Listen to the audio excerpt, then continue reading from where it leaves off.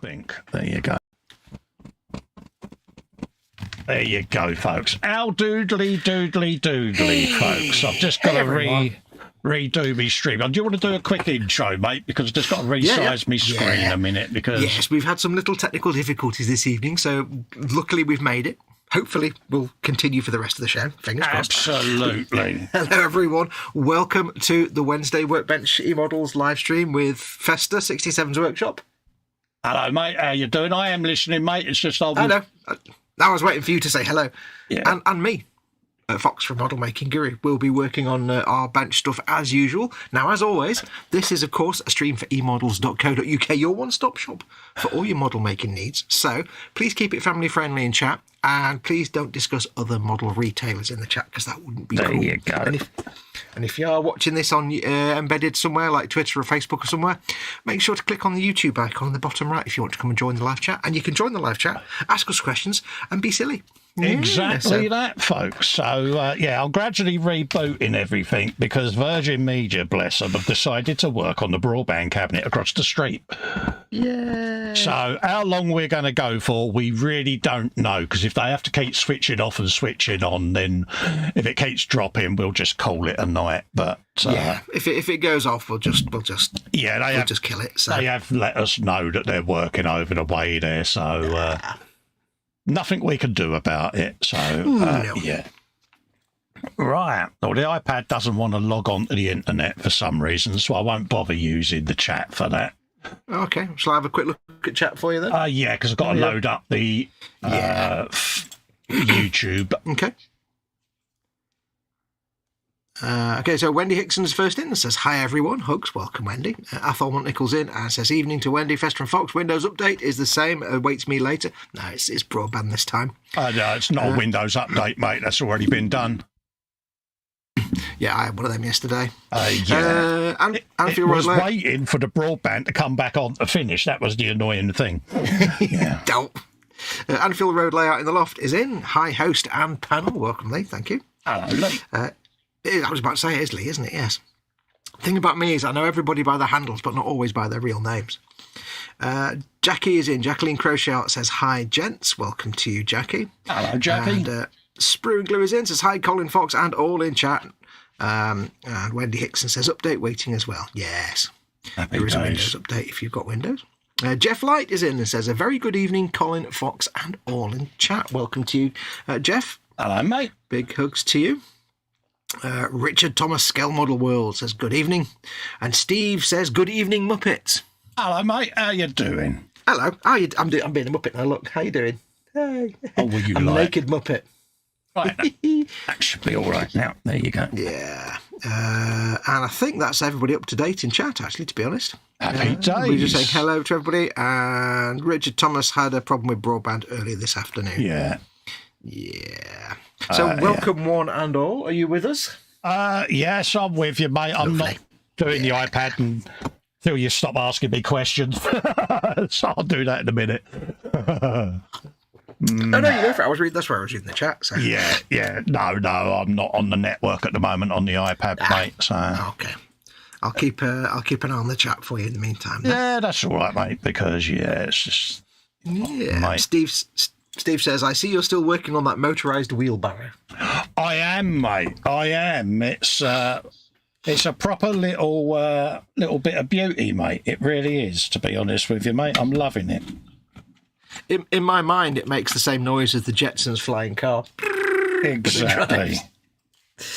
So yes, tonight Colin will be carrying on with his Lieferwagen. There is a link in the description below the video if you want to pick one of those up for yourself. Absolutely. And as Colin will tell you, it's a brilliant little kit. Go and grab one. I love it, mate. Links are in the description below, folks. Yeah, and there's different versions available as well. There's that one, which is the milk wagon, or there are other ones like the railway repair guy, or I think there's a few other ones as well. There's a few more that I'm going to be ordering. Ooh, you like that one, don't you? You like them? Well, I did say several times last week and the week before that I'm doing a vignette. So. Yeah, very nice. Like an Owners Club vignette. Absolutely.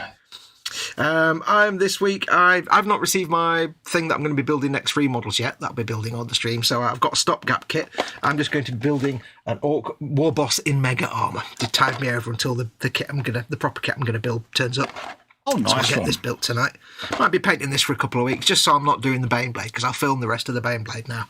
I'm not going to do it on the live stream, so this will tide me over for a couple of weeks until the other thing arrives. Absolutely. But don't forget, folks, of course, as always, if you're in the chat, bench and belly and beverage. What's on your bench? I don't want to keep him waiting because he complains if you don't do it immediately. Dominic Cuckoo's in saying good evening. Hello, Dominic. Hello, Dominic. Yeah, don't want him complaining, do we? No, I'm just still panned out. I thought you were still fettling, so... I am. I'm trying to get the iPad going, mate, but I'm going to give up on it because, can't keep the GNU waiting. Well, no, I'm just covering time for you while you do it. That's all right, so belly bench and beverage. What's your belly? What's in your belly? What's on your bench? And what's your beverage of choice? Absolutely, folks. I'm just going to let that do its thing. Technology. But for some reason, it doesn't think that YouTube exists now. It's like, oh, really? In some ways, life would be easier if YouTube didn't exist, but in other ways, it wouldn't. Oh, mate, tell me about it. Lee's retracted a message. That's all right, Lee. Now we'll never know. Now we'll never know what he was going to say. Let's try and get me bench a little bit more organised. Try and get that off of shop. JC Bricks and Builds is in. It says, evening, Colin Fox and all in chat, Festa hugs and Fox hugs. Hello, James. How you doing, mate? And Steve says, to go faster, you get the pedals out in that little wheelbarrow van. It's... I love it. I like my little van. It's cute. I think it's adorable. It's all ready to be painted this week. So, it's going to have a few little bits of paint put on there. Steve Spencer Beanie's in TSM. Evening, Colin Fox and everyone in chat. I take it you've decided to stay on the internet, Steve, bless you, because you was contemplating whether to stop, mate. So it's good to see that you've made your mind up, mate. Mm-hmm. Belly and bench from Steve is 2 sausages and bean pasties. Bench is a Nuts Planet Shield Maiden and beverage is Dr. Pepper. I like that. I've not had a Dr. Pepper for so long. Oh, I need to buy a crate of Dr. Pepper. Yeah, I'd like to have some Dr. Pepper, but I can imagine that H would go. You'd have words, wouldn't you? Or rather, she'd have words with you. Bless her. To clean my glasses. Lee says belly is a big mug of tea and bench is a Metcalf kit. Happy days. Ooh. Did you do Richard Thomas's cod and chips with Jumbo Banger? Nope, not done any yet. Fruit twist, belly, Italieri, Mercedes-Benz 190E. Good shout. Atol says, excuse me. Atol says belly amok with 2 H's, leek and potato gratin in a creamy sauce. Bench's coffee. Bench in 2 rooms is after an accident this afternoon. Did say, mate, you go careful up there, geezer, and take your time. I did my man cave. It took me a couple of weeks to do it in the end because I just done it a little bit at the time with the assistance of my rather tall and bulky eldest son. Yeah. Steve says, I've dropped my Facebook group. Yeah, sometimes, mate, the groups just ain't worth the hassle, mate, are they? Because you end up plate spinning around people's egos, mate, because no matter how much you want people to get on, and they still argue like a bunch of playground girls. So, yeah. Yeah, you get children arguing about nonsense, and you're like, really? Really? Yeah, absolutely. So it is the bane of our life. It really is, mate. So I totally get that. Certainly. But it's good to see you're sticking with us, mate, because I like seeing you about and you're a part of the furniture. And, I enjoy mocking you because you are the king of the 124th Spitfire. Just saying. Mm-hmm. Part of the furniture, and it's well past the refund period, so I'm going to be we'll make the most. I'm going to be massaging wood this evening. I beg your pardon. Yeah, I thought that would get you. I'm going to be putting down a bit of base rhinoxide on some of me crates. Mm-hmm. I'm going to also do a little bit of a base on me seats with it because I have a cunning plan. Oh, the best of plans are cunning plans. Yeah, let's bung that over there. Belly says TSM is slow-cooked bolognese with truffle linguine. Ooh, look at him. Tank tracks. I know, linguine. Look at him with his chefness. Is a spicy meatball. Yeah, do you do the impression of the German chef out the Muppets when you're cooking? Please tell me you do. Woot, woot, woot. Chickadee bird. Right. Magnifiers on, instructions in hand. Yeah. So fingers crossed. Like I say, we're hoping to do a full stream tonight, but Yes. yeah, I had no broadband. I had Windows Update partially loaded because it couldn't connect to the internet, so it stopped mid-chat. So it was like, oh, really? Perfect timing. Yes. Yeah, because normally I have it off. That'd be wrong. Normally I have it switched off during the week for when I'm streaming because I don't want Windows updates to kick in when I'm trying to stream. But yeah, I may have done a little bit of cleanup on the PC yesterday, and yeah. But anyway, yeah. At least you know this time it was nothing. It wasn't your fault anyway. So no, as much as you would have loved it to have been, but it wasn't. Because, why would I love it to be your fault? Because you do sit there constantly. Was it a toggle you mispressed? It's like, No. You do. You go into call centre mode. I just tried to offer advice. Yeah, Well, the if most something doesn't work. unhelpful and most unconstructive advice a person could ever want.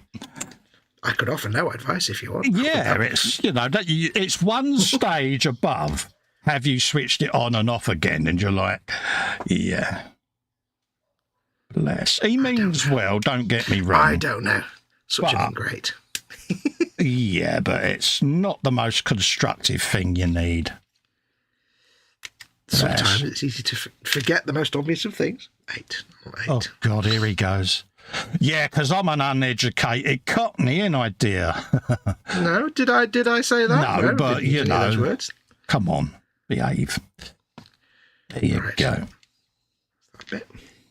So, yeah, I'm using my filbert brush from God and Folks because it's absolutely perfect for these little crates. And it is so soft and squishy and filberty.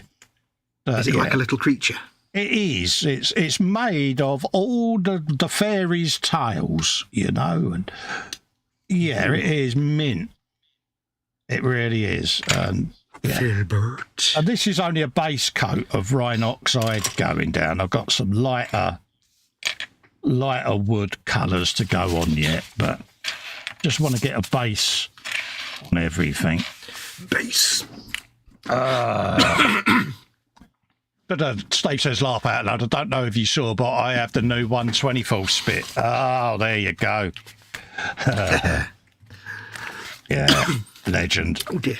I take it it's a bit better than that other one you tried to do, though, because that was bish, wasn't it, mate? Was that the oldie one? Yeah. Oh, yeah. Yeah. If I remember rightly, it flew into the bin. If I remember rightly. But you don't need to tell me who the manufacturer was, I don't think. Yeah. Yeah, it was. Yeah. What we call a rite of passage model. Yes, you got it. Yeah, we've got to do it at least once. You might not finish it. You probably won't finish it. See, I have that inner determination where I won't let a kit beat me. It may take me years to finish the build, but I'm adamant it ain't going to win. It's like, no, you're not winning. So either it's a really bad model or it requires like skill level Japan to complete it well. You never quite know, do you? That's the excuse. No, it's not a bad model. It's just you need to be really, really skilled. Is that how it works? Yeah, we was told that about the 124th Huey, and it was just perseverance. But yeah, some kits you come across and you're like, how the hell did quality control let that go through? But yeah. Pile it high and sell it cheap. You got it. Yeah. Anyway, what's your belly tonight? Do you know yet? Or have you had it yet? Big bangers, wasn't it? It's Wednesday. Oh, yeah, Wednesday. Bangers and beans and mash. Bangers, mash and beans, mate. Yeah. And liquor? No, that's with pie and mash, mate. Can you not have liquor with anything else, is it? No, because that kills the pie and mash then. Liquor is reserved for pie and mash, mate. Ah. You can have it with what you want, but me personally, no, it's pie mash and liquor, not sausage mash and liquor. Yeah, if it was meant for other things, it wouldn't have had a song written about pie mash and liquor, would it? Exactly that. Exactly. It's like, yeah. Pie. Yeah. I don't know what dinner is yet. I'll be feeding Mama Wolf when we've finished here.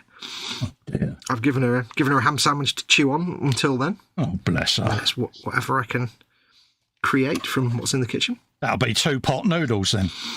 No, I wouldn't give Mama Wolf a pot noodle. I'd eat that. Bless her.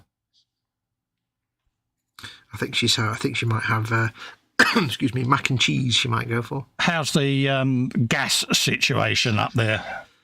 Hang on, I just need to clear my throat 1 sec. Because there may be a bit of a high toxicity level going on up there. Yeah, there were certainly some trade wins, let's say, yesterday. Yes. Good job I've still got some leftover biological filters from me respirator. And I've just heard the biscuit tin go downstairs. Oh, she's foraging. Yeah, she's foraging.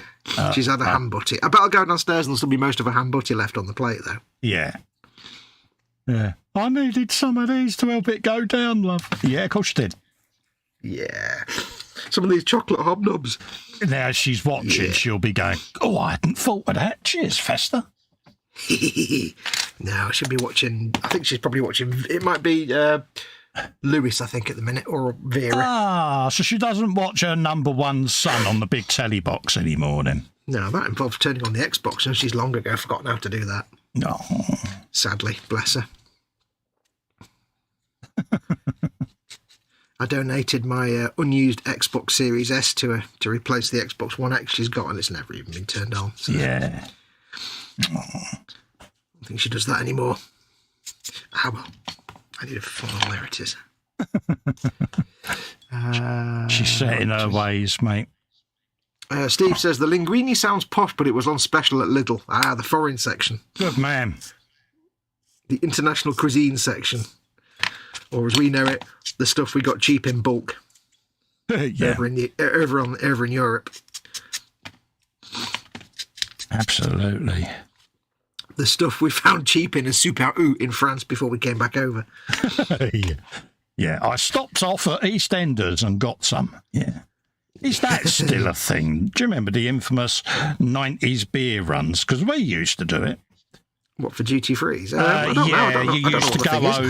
used to go over on the beer and fag run.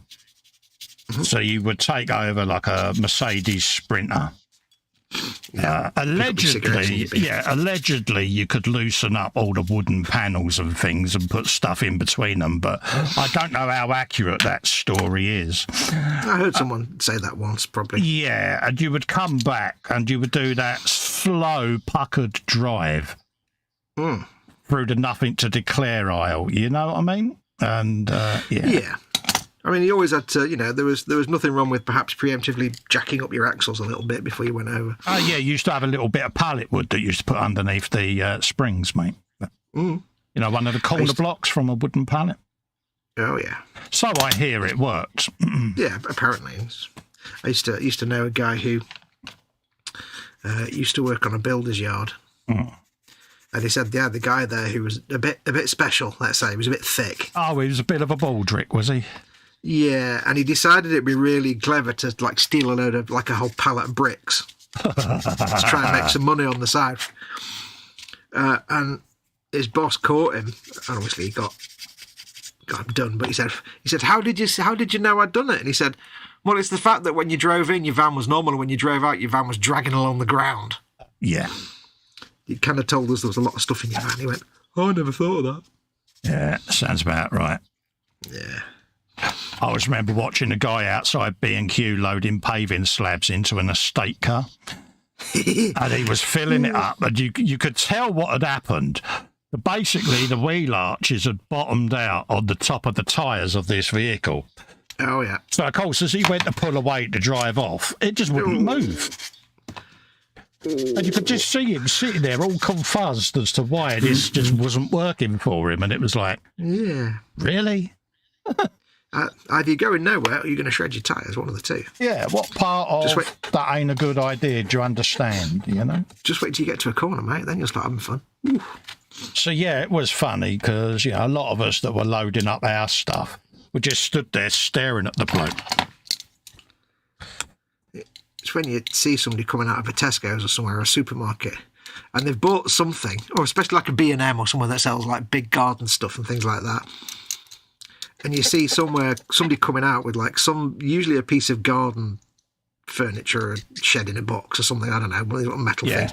And it's like twice as wide and 4 times as long as that actual car. And you're like, you didn't think that one through, did you, mate?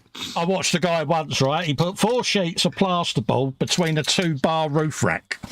And he put one bungee strap right round the middle of it, between the door pillars, round and back up. What do you think happened when he drove out onto the main road, dual carriageway, and put his foot down? Yeah. It basically folded in half like a paperback book. So by the time we all got to the main interchange, there's like 4 lanes of traffic, and there are 3 of the lanes were people pointing at it and going, yeah. Yeah, it's the kind of person that you see packing their car up and you think, I'll see you when police stop later. And the window got wound down and it was like, go on, laugh. So we all did. It's like, you know, you look at them and think, the only thing you're missing is a Jamie Theakston voiceover. Oh, mate, honestly, you see these things, don't you? And you look at it and you think, please tell me they're not doing that. Yeah. Yeah. It's like you get the people that you look at them and you think, how do you remember to breathe without having someone actually jump up and down on your chest all day? Yeah. How is that a thing that happens? It just makes me wonder, you know, as to how these people have managed to get so far through life. Yeah, how have you survived to adulthood with those kind of critical thinking skills? Oh, there it is. Seiko, it's the one right in front of you with the actual name of the paint written on it. Burke alert. It's like when you see a dog trying to take a stick into a door and the stick's wider than the door. It's just funny, and you go, oh, and it's funny, and you laugh, and you have a good time, and then you give your dog lots of hugs. When you see a person doing it, you just want to slap them, basically.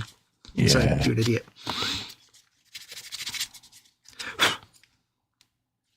Steve says, I nearly broke the rear axle on a Mark II Fiesta doing the booze cruise. Good man. You were clearly doing the booze cruise correctly. Honestly, I came through once in this Sprinter fan. The amount of tobacco and fags I had, mate, was scary. You know, I still had, you know, a wad of cash on me in case I had to pay the customs bill, don't get me wrong. Yeah, but on the off chance. But on the off chance, you go for it, don't you? But, yeah, and it was that moment H said, yeah, that's the last one you're doing now, love, because it was proper stare straight ahead and try not to look guilty with a face like mine, folks. Because they'll have never seen anyone do anything like this before, and there's no way they know all the tricks that you've just got exactly, mate. And it was I remember we went to France. I've got a working iPad at long last. Yay! When we came back off holiday in France in the late 90s, I was amazed by the customs control at the UK. Like, we went to France, and obviously we got off the ferry in Calais, and they did a passport check, and they talked to you and stuff, and it's like, okay, that's fine. On the way back into England, get off the ferry at Dover, drive up the ramp, the guy went, English? Yeah. Okay, go on. That was it. Didn't even look at the passports. I'm like, really? Oh, this is going back to the late 90s. Yeah. He's like, you English? Yes. Okay, go on. Wow. Steve in the chat says to you, are you going to be playing Skyrim 6? If it means the Elder Scrolls 6, absolutely. Absolutely. I'll be playing Fallout 5 and Elder Scrolls 6. And I will get back to playing Starfield when they've patched and added mods. I actually got bored with Starfield, which is heresy for somebody who loves Yeah, Bethesda games. you wasn't feeling it, mate, was you? No. So I'm going to leave Starfield for a while. There's lots of things they can do to it in the future. It'll get better. But it was just a bit boring, so I've dropped out of that for now. But absolutely, Elder Scrolls 6, I've got thousands of hours in Skyrim. I didn't even realise that it was coming, mate. So it'll be like 5 or 7. Well, it'll be another 4 or 5 years before we get Fallout 5 yet. And then it'll be Elder Scrolls 6, I think. Or is it next? It'll be another 4 or 5 years anyway. So, because that's the things they do. They do the Elder Scrolls. They do Fallout. That's Bethesda Game Studios' bag. yeah, They've got Starfield. But it takes them 4 or 5 years per game, so typically. So it'll be a good few years before we get. I think it's the Elder Scrolls next, but I'm not sure. all these go faster games coming out. Might be Fallout 5 next. I'm not sure. I need to up my game. See what I did there, and fire up the I see what you did Xbox. Yeah. Dee-dee-dee-dee-dee-dee. It'll be my reward for doing videos and stuff and getting my content back online on the channel, because I'm a little bit behind this year. So my reward to myself for getting things back up to date will be an Xbox weekend. Yeah. The thing is, it's brilliant therapy. I mean, if you don't like video games, then it's useless. But if you like video games, gaming is just an excellent therapy and like a release session. If you've had a bad day, or if you're having a tough time, you just want to get away from the world for a little bit, gaming is just sit down, put yourself in a whole different world. Away you go. Done. I can lose days. Oh, you can. You can do super mega sessions, can't you? Yeah. But, yeah, it's a great therapy. Just as a way to, if you want to ignore the troubles of the real world, just go and play in a pretend world for a while. So, yes, folks. My newbie learning Xbox experience, eh? Steve says Elder Scrolls 6 apparently due in the next 2 years. They haven't officially said that, though. That's rumour. I mean, they've only just released Starfield, and they said that Elder Scrolls 6 is in the early stages of development, so it's going to be at least another 4 or 5 years, I reckon. Yeah, are they going to want to take away from Starfield sales? Well, it's not that. It's just more of a case of it takes that many years to make a game, and their team's only really big enough to do one big game at a time, so... So they've just finished Starfield. So, yeah, we'll get it. Probably another 3 or 4 years, maybe. 4 or 5.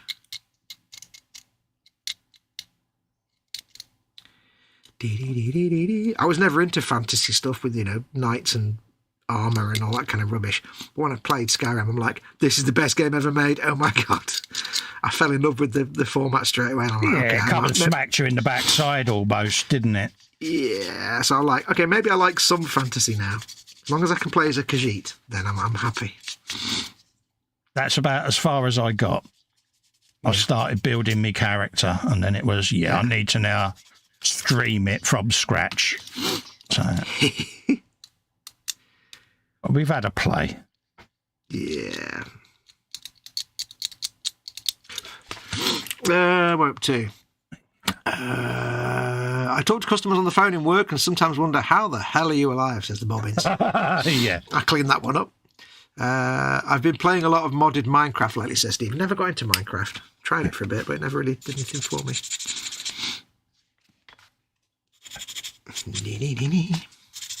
I've been taking my time with this build. It's only a very simple little single figure, so I don't need to rush through it. No, that's right. So I can do a proper Cy Reynolds and make sure all the mould lines are gone and all everything cleaned up and everything. Oh, it'd take many years to get that thing with seams, wouldn't it? Yeah. Cy can spot a seam at 100 metres, mate. Oh, yeah. Cy's mortal enemy is backpacks. Space Marine backpacks. Yeah. Bless him. He's got his first Christmas with his new daughter this year, so... Yeah. savour it, mate. Absolutely. I got into, talking about Steve saying he's got into modded Minecraft. This last year or so, I've really massively gotten into Far Cry. Oh, right. I mean, I played Far Cry 3 and 4 when they came out years ago and, enjoyed them and then forgot about them.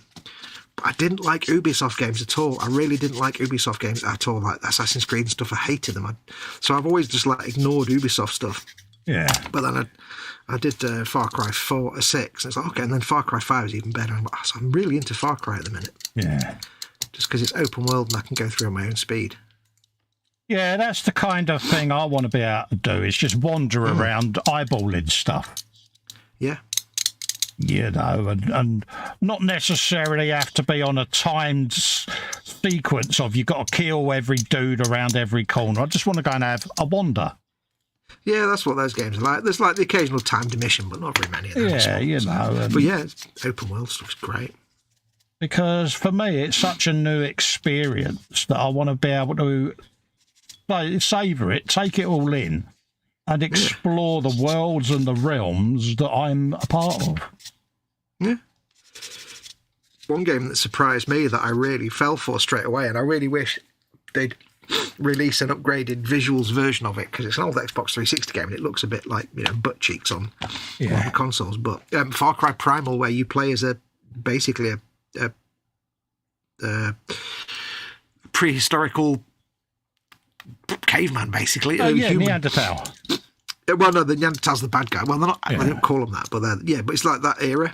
Yeah. So you basically, it's all just literally bow, arrow, club, spear. That's it. That's your entire weapon set. Oh, there's grenades that involve bees.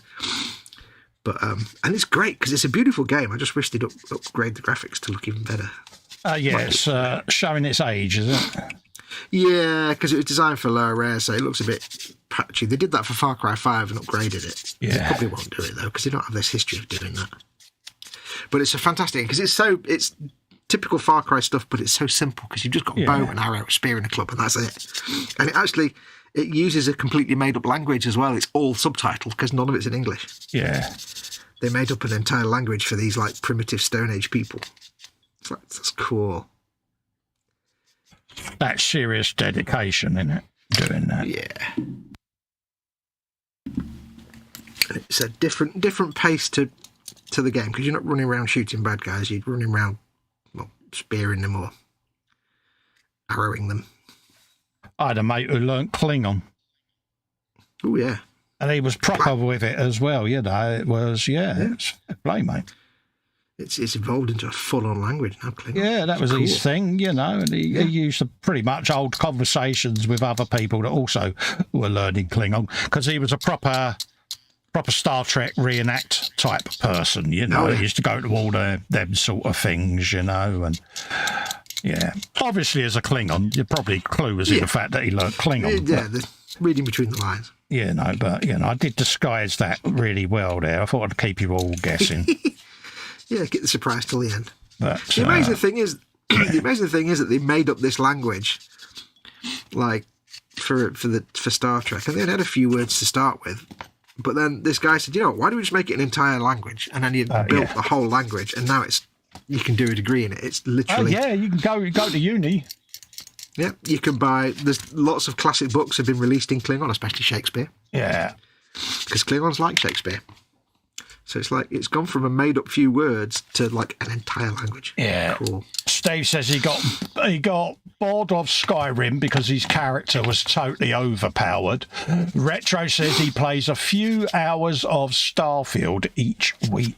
There you go. Yeah, I did like it. It just bored me a bit, so I need to wait till it's got mods, until it's been expanded a bit and they've added. I think they know that the random locations are a bit boring and repetitive. They'll add stuff to it. Yeah. I'll get back to it.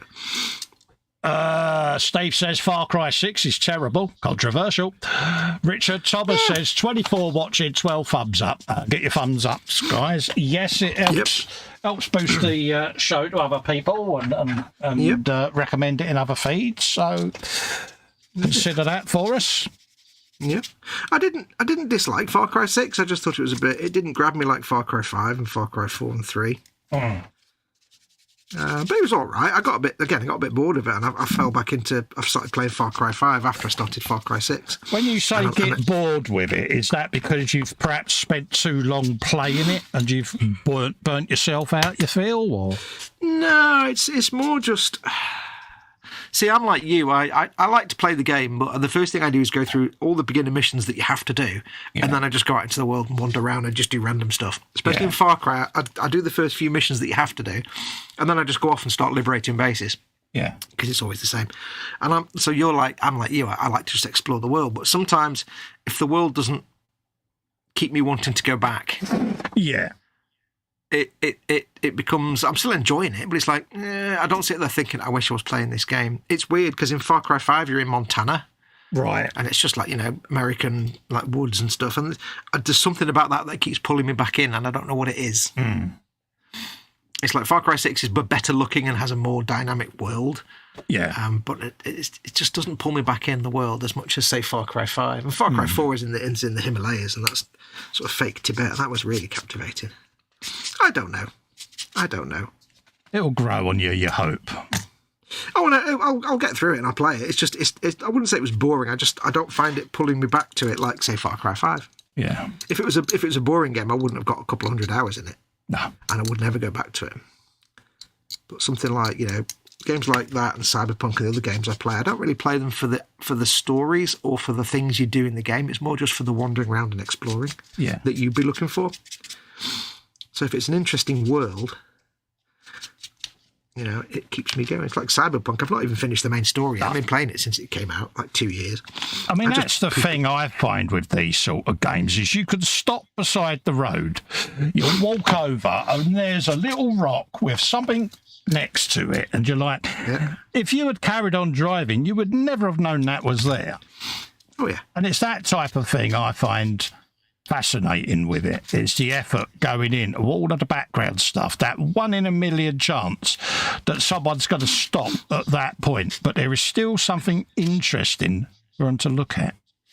Yeah, it's that little sort of detail. That's what I love, is just wandering around. And this is what, because my first exposure to open world games was Fallout 3, and the thing that got me there was you could wander around and, like, you'd constantly be finding little things, like you wander around and here's a small shack, or here's a cave, or here's just a hatch in the ground, and it's like, where does that go? Yeah, little things, doorways and bridges. Yeah, and you'd be like, oh, it's all these little places, and I like stumbling across stuff like that. It's just nice. So, yeah, it's different, isn't it? Yeah. If any of you in the chat got your microphone keep going off. I keep coughing because I've got a tickly cough at the minute. Oh, right. Yeah, so that's all right. I keep looking up at my settings to see whether it's my broadband going. No, I keep having to do a hacky cough. I don't want to cough down the microphone. So. Right, okay. Because obviously with my broadband popping earlier, it's, Yes. Okay, as long as I know it's not my end. No. What were you going to say to chat? I can't remember, mate. I lost my train of thought. It'll come back to me. I think you were asking me what games they play or something, weren't you? Something like that. Yeah, what's their favourite game? Yeah. If you could go to an island and you had your console of your choice, what game would be the game that you would have to take? Yeah. That you couldn't possibly go without? That's a tricky one, that. Yeah, you can't have more than one. That's you can harsh, only take one. That's an evil. That's choosing your favourite child. This goes back to a question I used to ask when I used to drink. You used to go down the pub with your mates and you used to go, right, you've got to form a 5-piece band. So you've got a drummer, a bassist, rhythm guitarist, lead guitarist, etc., vocalist and that. So then you'd have this debate over, who would be the vocalist. Everyone had their choice, so you would have a proper good old pub debate. Oh, yeah. And then once the 5-piece band was formed, you'd go, right, you've now got to sack one because you want a 4-piece band. And eventually you'd have to get it down to a 3-piece band. And you could spend the whole night with... going through it all. Yeah, with people having proper ding-dongs over it. But it was a great thing. So that's my one for the gamers out there. Not only have you got to choose the game, you've got to choose the console. So if you're like my boy, he has pretty much each console. But, you know, so whether you've got Wii, PlayStation, Xbox or whatever, you've got to take one console, one game, one controller. You've just started the console wars in the chat now. I know. You're a troublemaker, aren't you? I know. But it's interesting, isn't it? Because obviously everyone is going to be passionate about a particular brand. And I'm not trying to say one brand is better than the other. You know, you make your choice because that's what you prefer. And I respect that. But you can take one console. It can be either a handheld, it can be a full-blown console, and only one game. Oh, so harsh question, that. Tough one, isn't it? It's all right for me because I haven't played any, and so...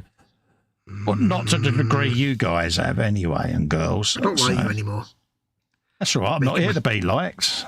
Making my choose my favourite child. It's just not natural. I know, but it's one to get going because I can just imagine people now are sitting there going, damn it, looking at their racks of games going, I've only got to choose one. Yeah. I know. How does that work? This doesn't seem... Get you all thinking, wouldn't it? Yeah. I couldn't choose just one game because it's too. There's a bunch of games. Don't care. For me, you're not allowed to sit on the fence. Just because you're a guru, you don't get carte blanche where you can take more than one. You've got to play by the same rules, mate. So the difficulty, the Far Cry games are all the same, so it's hard to pick one rather than the other one. Oh. Yeah, can only be one game. Such rudeness. I know, it's brutal, isn't it? But as hosts, though, we're obviously exempt from having to answer it. No, you're not. No, you're not, because you're the gaming guru, so, you know. I'm not a gaming guru at all. You've got to lead by example, dear. Curses. It's all right for me. I haven't played any, so I'm just going to say I've got to take me Xbox X. Game-wise, that's a tough one for me, you even. You can't answer it because you don't know, so... Yeah, because obviously I'm learning, so... I honestly... I'm trying to think what games I've actually got. I don't think there's a feasible way you could answer it without... Yeah, I would lean towards Cyberpunk purely and simply because it's the only one I've engaged with for more than 10 minutes. But I kind of do like Skyrim as well with the open world type thing. But sod it. I'll go for Skyrim, the Elder Scrolls. There you go. Skyrim. Interesting. Yeah, purely because I've got to build the character, I've got to go out and explore the worlds, and I get to do silly voices that I can't yet do, so... You've got to ride the theme tune, sing the theme tune. So there you go, I've made my choice, and it would be my Elite game controller. There you go. Yep. Well, I mean, for me, obviously it would be my Series X and my Elite game controller, my Elite controller, because I can't use a regular controller anymore, so... I need me paddles. Game-wise... How much do you hate me? Well, all of it. Game-wise, it's so hard to answer that. I know, it's good, isn't it? Oh, you're a bad man. I did, I answered mine. I took the bullet for the team. Yeah, you got the easiest answer of all, though. Oh, God, here he goes. Oh, it's easy for you. It's hard for me. Oh, God. It's hard for any gamer who likes lots of games. Yeah. Requires some thinking going on here.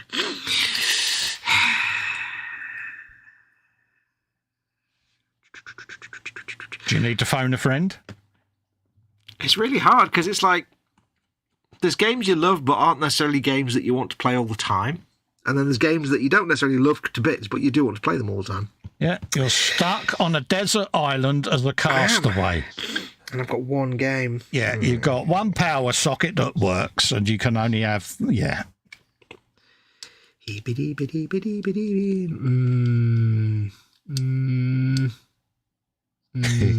I would say... I'm loving this. I would have to say, I think... I'm trying to be like an MP and just stretch it out as long as I can. I noticed. Much as I love So, Cyberpunk, Mr. Howard, what gaming console would you take with you? See what I did? yes, much as I love Cyberpunk, it's not the deepest of worlds. No. And it's an awesome game, but it's not conducive to playing it over and over and over and forever and ever. I don't think you can get lost in it, but once you've been there, done that, it's like Yeah. Whereas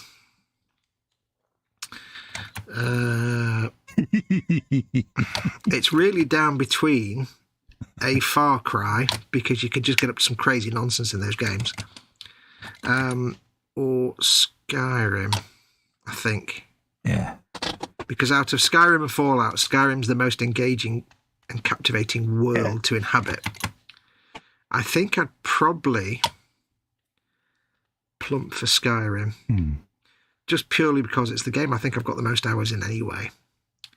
And it is a world that you can just inhabit rather than a map that you can just do stuff in. I mean, Far Cry, you can do some really crazy stuff and you can set up stupid things, but at the same time, Far Cry world's a bit deeper than, say, Cyberpunk's world. Yeah. But I think I'd have to go for Skyrim as well. Just purely because it's on the assumption that I can access mods. Are we allowed mods? Are we allowed access to like the mods for Skyrim and Fallout? Well, I haven't actually got any loaded yet. So, yeah. Basically, your configuration. Yeah, because then without mods, it's not that captivating. So assuming that mods are allowed, then yes, I go for Skyrim, I think, as well. Yeah, I haven't got that far yet because we was talking about mods and I just never got round to spending an evening putting them all on. So an evening?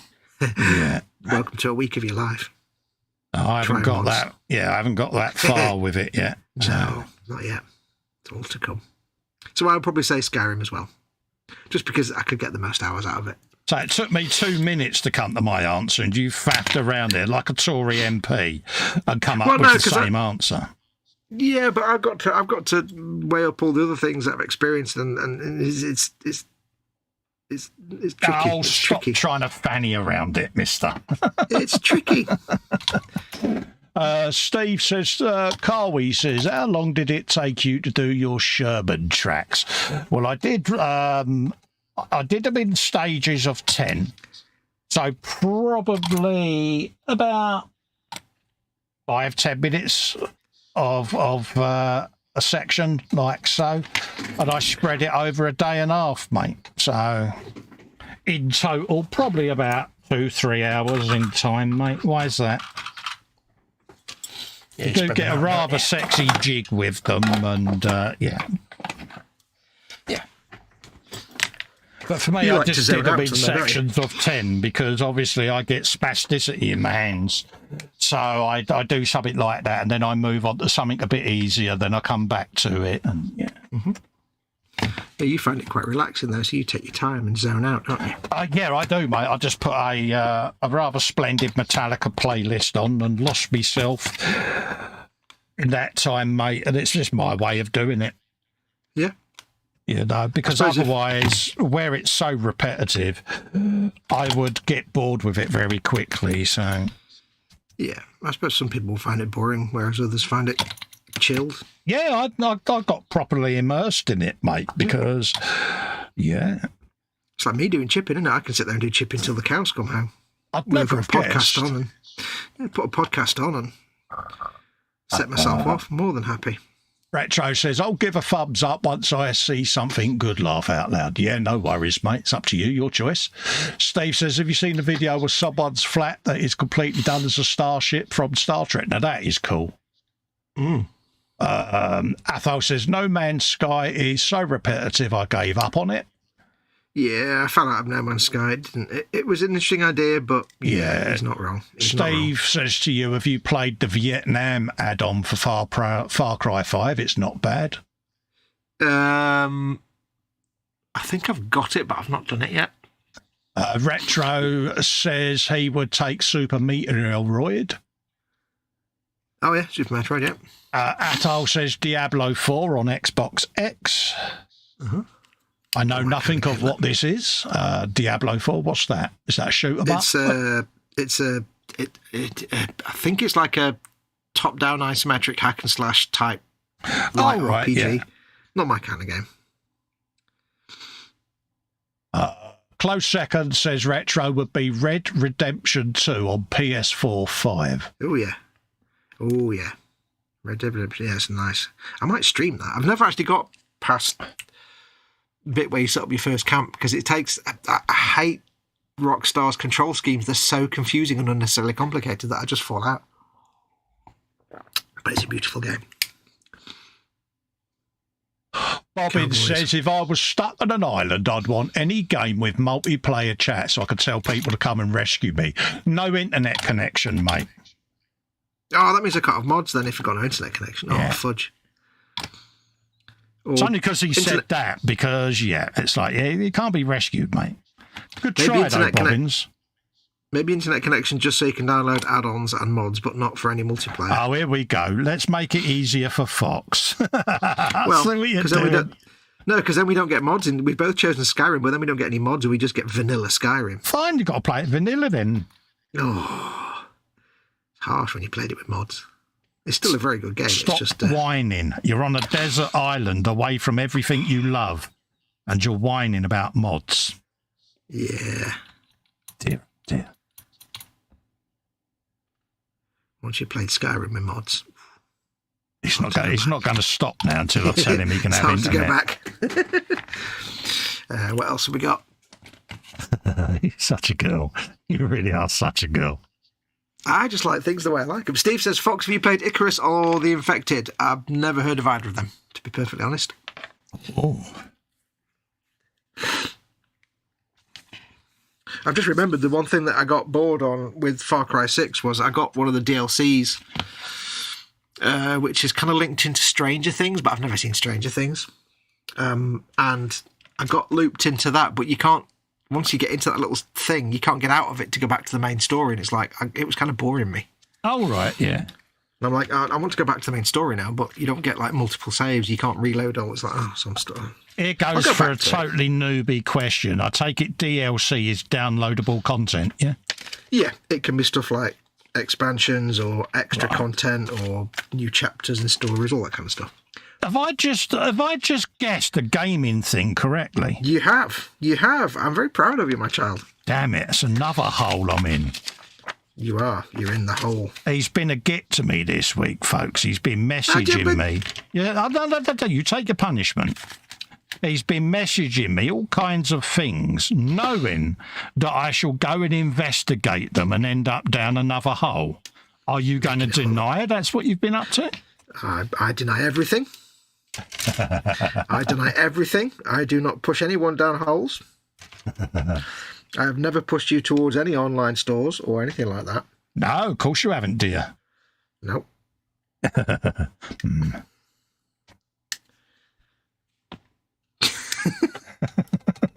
was funny, wasn't it? I can't mention who because it's another retailer. And yes. No, he sent me messages about STL files, wasn't it? And yeah. Oh yeah. And he got what he wanted, I bet. Yeah. But that's all right. That's the price you pay for being the person I know with the 3D printer. I know. And a very good ability to print 3D prints very nicely. Yeah, they do come out rather splendid, if I may say so myself. Yeah, I want the kind of quality you got on your squig-off head with the. I want that level of quality. That's what I want. Yeah, that is a rather splendid head, isn't it? Yeah. Oh, look at that. You won't see it on the webcam, but there's actually textured skin. It's printed out the skin texture perfectly. It won't come out on the webcam, but it looks beautiful. Yeah. has come out well. I'm pretty pleased with that. And that was the first print on my replaced screen, so yeah, pleasantly pleased with these blorpy lenses. Yeah. So I mean, I had a choice between like buying these things from the people that make the STL files, like, you know, they print them out and send them to you, or knowing that you probably do a better job with the printing. I'm like, I'd rather give you the money for a better print job. Thank you very much. Yeah, because I did go on that site and I was like, oh, that's a bit of a ropey print. Yeah, because like the company that makes the files, they probably do you a decent print, but the other ones that we saw, they were all third parties. I'm like, well, I have no idea what like two different people selling the same STL printed out, like for almost £100 difference. It's like one of you is going to be really bad and one of you is overpriced, so I don't trust either of you. Yeah. I'd rather get my mate Cole to do it because he's a lovely fella. Oh, this is how it starts. He's been nice to me now. Yeah. Because it's not true what they say about him, you know. He is a lovely fella. Of course it is. It's all true. All of it is true. I need it to be true because I've got a bad reputation to maintain. Bad to the bone. Bad to the bone. Absolutely. So, yeah, it's all true. Because if they talk about me, they're leaving someone else alone. So, even the thing with the antimacassar and the bowl of fruit. Yeah, it's all true, mate. Yeah. Don't tell Winnie that. Oh dear. Bless her. Yes. She rang me up the other day. She says, "You are a git." I went, "Yeah, I know." Has she been watching streams again? Yeah. She's like your mum. She sits there with the iPad, see. Oh dear. Yeah, you are a git, she says. I said, "Yeah, I know, but you love me." "Oh, yes, I do," she said. Do pass on to her, by the way, that Mama Wolf hopes she gets better soon. Yeah, bless her, yeah. I said she wasn't very well. Mama Wolf's like, oh. Because I've explained about Winnie and your mum to Mum. Oh, have you? Oh, dear. Yeah. Oh, yeah. She's quite knows she knows about giant haystacks as well, I take it. Yeah. Oh, God, yeah. Oh, yeah. Mama Wolf is like, I quite like these ladies. I should get to know them. Yeah. My mum is still in defiant mode over that. And to this day, she will still do Pigeonhead if the haystacks instant is mentioned. Yeah, but he deserved it. And I'll do it again, she says. I'm going to step away for a minute, but I think you should explain to anybody who doesn't know the whole giant haystacks incident. Yeah, it was on my mum, bless her. She's 4'8" of East End Rage. And there used to be a wrestler in the 1970s called Big Daddy. And she was a fan of Big Daddy. All the mums liked Big Daddy. Well, his arch nemesis was a guy called Giant Haystacks. And he was a bit of a hood, a bit of a dirty wrestler, you know what I mean? He would do sucker punches and all of that. So he did this on this particular bout that they was having, and my mum got the hump with it. So she got up out of the crowd, walked up and started beating him about the torso with her handbag. And, she was ejected from said venue. But she'll still defiantly defend herself to this day. He deserved it. She said he sucker punched Big Daddy. She said, it was not on. She said, I wasn't prepared to stand for it any longer. She said, I told him of it and all. But she gets all Del Boy out of Fools and Horses with the Pigeonhead. You know, it's a London thing, Pigeonhead. When someone of that generation's describing something remarkably shady, they go into Pigeonhead mode. And even to this day, she does it. And then I sit back and think, if she had been there with her Winnie, how bad it would have been. Yeah, exactly. They are, a few of us, we call them either the Anadin sisters or the Spice Girls. You've got Scary Spice, and Winnie tries to be Posh Spice with her hyacinth voice, you know, but yeah. But, of course, if you met them, you'd think, oh, what a lovely pair of little old ladies there. They're all, hello, love, all right. They're all shy and unassuming, and then they turn, and it's brilliant. But never trust old ladies, that's what I've learned. Absolutely. I was saying to the crowd, could you imagine it if Winnie had been there? Winnie would have just, carted him off. So, it's one of them. But even to this day, she still gets quite defensive over her actions, you know, and it is sweet. Yeah, Winnie would have just jammed him in a handbag and tried to get out. Oh, yeah. Hello, Winnie. Oh, Auntie Winnie, mate. hello. Legend, she really is. I hope she No, I gets have to- better. I really do, because yeah, the world's a better place with Yeah. Winnie in it. Now, I have to ask the question. Yeah. Between your mum and Auntie Winnie, whose stories we have regaled the audience of in the past, Yeah. which one is the one that influences the, like? Is it like, is one the one that leads the other one? As in, who's the bad one and they who's both goad each other, mate, which is, Nah. yeah, you can't single one out as the instigator. There's not one of them isn't just the bad influence. No, they're like Siamese twins or conjoined twins, if that's what they're called these days. But Yeah. because you have to be so careful now how you say things. But yeah, they're like conjoined twins. They both control each other and work in sync. So if you was to try and separate them, it just doesn't work. You mean like your mum runs interference while Winnie accidentally puts something in a bag? As singular entities, you could probably try to start to persuade them of the error of their ways. But then if they get wind that they're being singled out, they then join together as a united force. And that's when the planet stops rotating, mate. It's like, yeah, dark clouds have been known to form and come in very quickly. Yeah.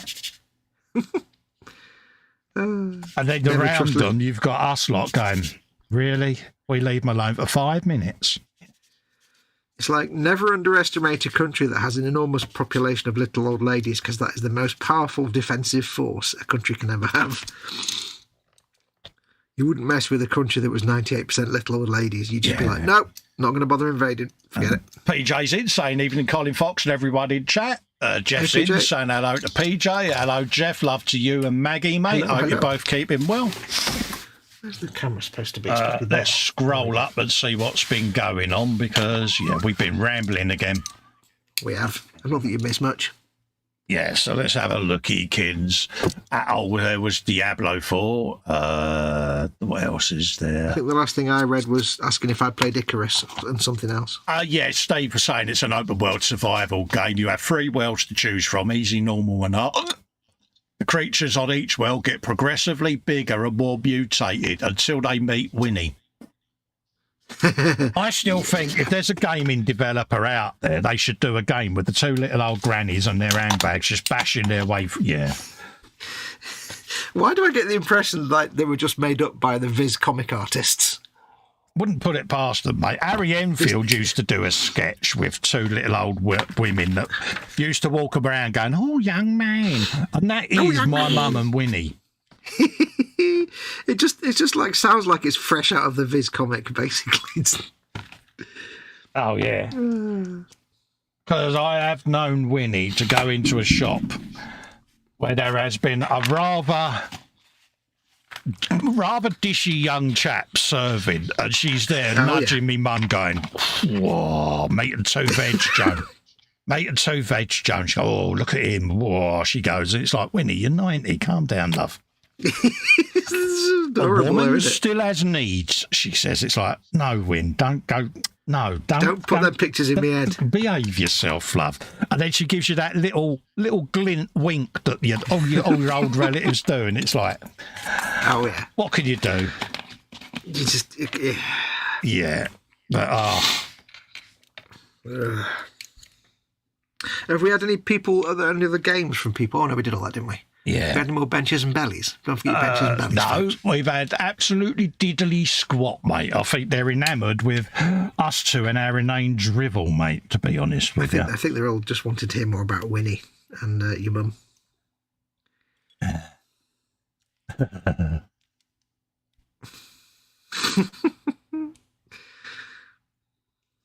I can always remember my mum launching her little Hoover at my sister. My sister, when she got to 13, she got that attitude, you know. And she was stood on the stairs at the old house that we was living in at the time. And she thought it would be prudent to mutter them immortal words, "You silly old cow," to me mum. Yeah, well, me mum, being a woman of a certain age, she's got hearing that, an aardvark would be proud of, you know what I mean? She's got that little old lady selective hearing. Yeah, so she was hoovering at the time, and it was one of these little, do you remember the little round golf ball hoovers in the 1970s? Flat grey with a white top. She spun it round like a cowboy's lasso and launched it down the hallway of this house, and it took my sister out like a bowling ball, mate. Yeah, all she did is she looked at her and she went, "I heard that. Don't call me that again, love." And then just gently wheeled in the hoover and carried on. Brilliant. With my sister stood there with this beautiful look of shock. But she realised, even though she was a teenager, you still had to show respect. Yeah, there's only so far you can push it, and then you just pushed it too far. Yeah. So little stories like that get recounted. And, she was chatting to my mum about it last year. My mum was going, "No, I never done that." And we're all like, "Yeah, you did, love." Yeah, you did. "No," she says, "you're all imagining it." She says, "I wouldn't do that." She said, "Yeah. Yeah, Winnie's there, like, yeah, you would, Joan. Come on, let's not tell Paulie's, Joan." Yeah, if Winnie pulls you up on it, then you just. She says, "Because I'll tell him about Archie and you running down the road, slapping him round the head with a wet mop, love." She says, "So, yeah." Like, "Who's this Archie then, Win? Let me tell you," she says. Yeah. And that's the thing. They both grass each other up at leisure. It's like honour amongst thieves, but there's just no honour at all. Oh, yeah, like when he said, "Joan, if it means I'm saving myself, I will throw you under the bus, love."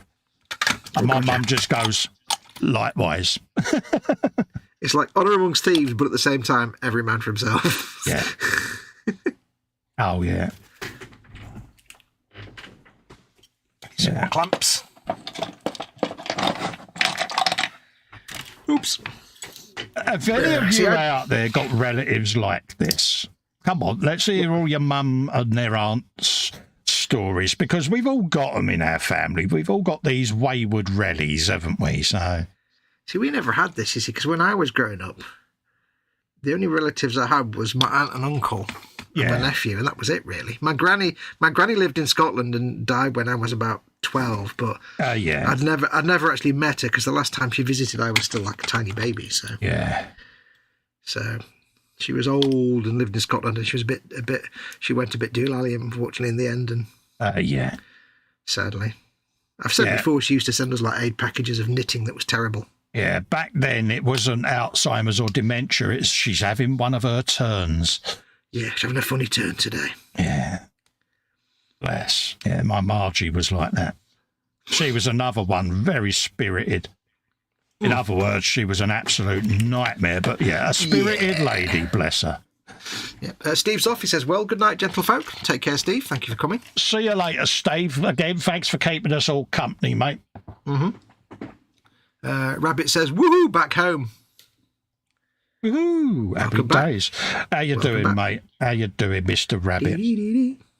I love the way this orc in mega armour has a grot on the top firing a mounted machine gun off his armour. It's quite charming. Oh, yeah, you got to, mate.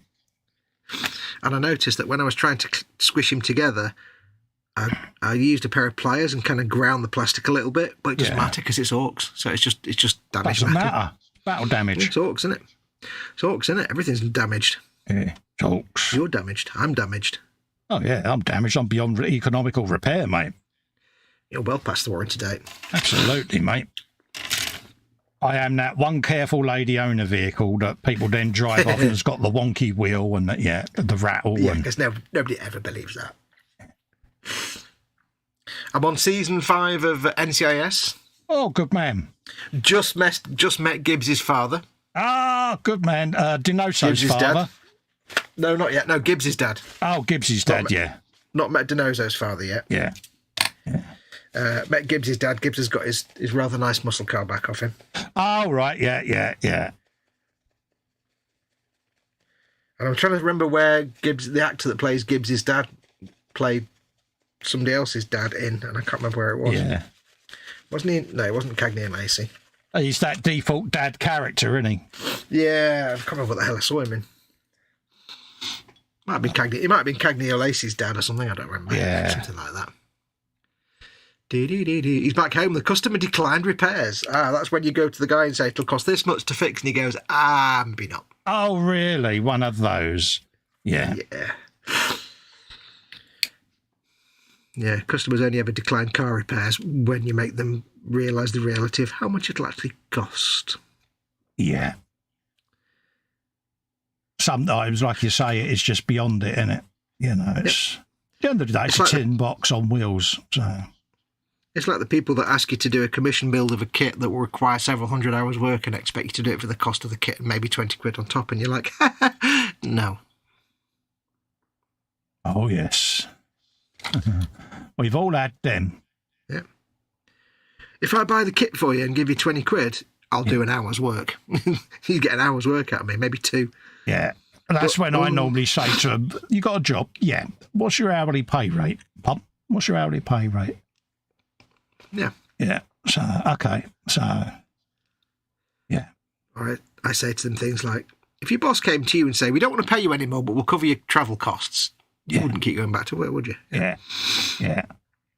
Yeah, we bought you this office chair, and if we give you 20 quid, will that be enough for this week's wages? Yeah. No. Do. Rabbit says, Lewis, light. Lewis? Light? What? I don't get it. Is that a Morse reference? I don't know. Oh, no. I don't know. I'm confused now. Swig of coffee. Doesn't take much to confuse a fox. No, it doesn't take much at all. I'm always confused. I'm made of being confused. Nothing wrong with being confused.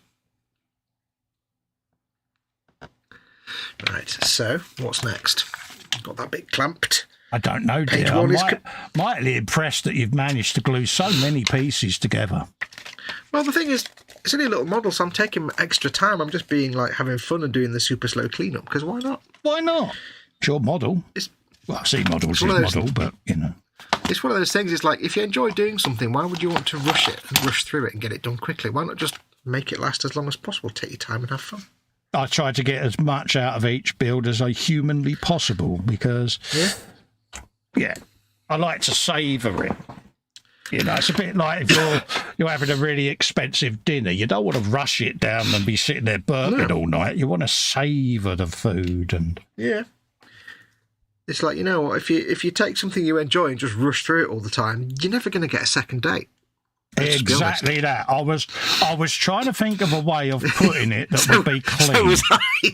So was I. I'm like, how can I... But, you know, don't get me wrong. If you want to be Speedy Gonzales, then yeah, but... Andre. Yeah. It's like, how long is it going to take you to build that model? As long as it takes. Thank you. Yeah.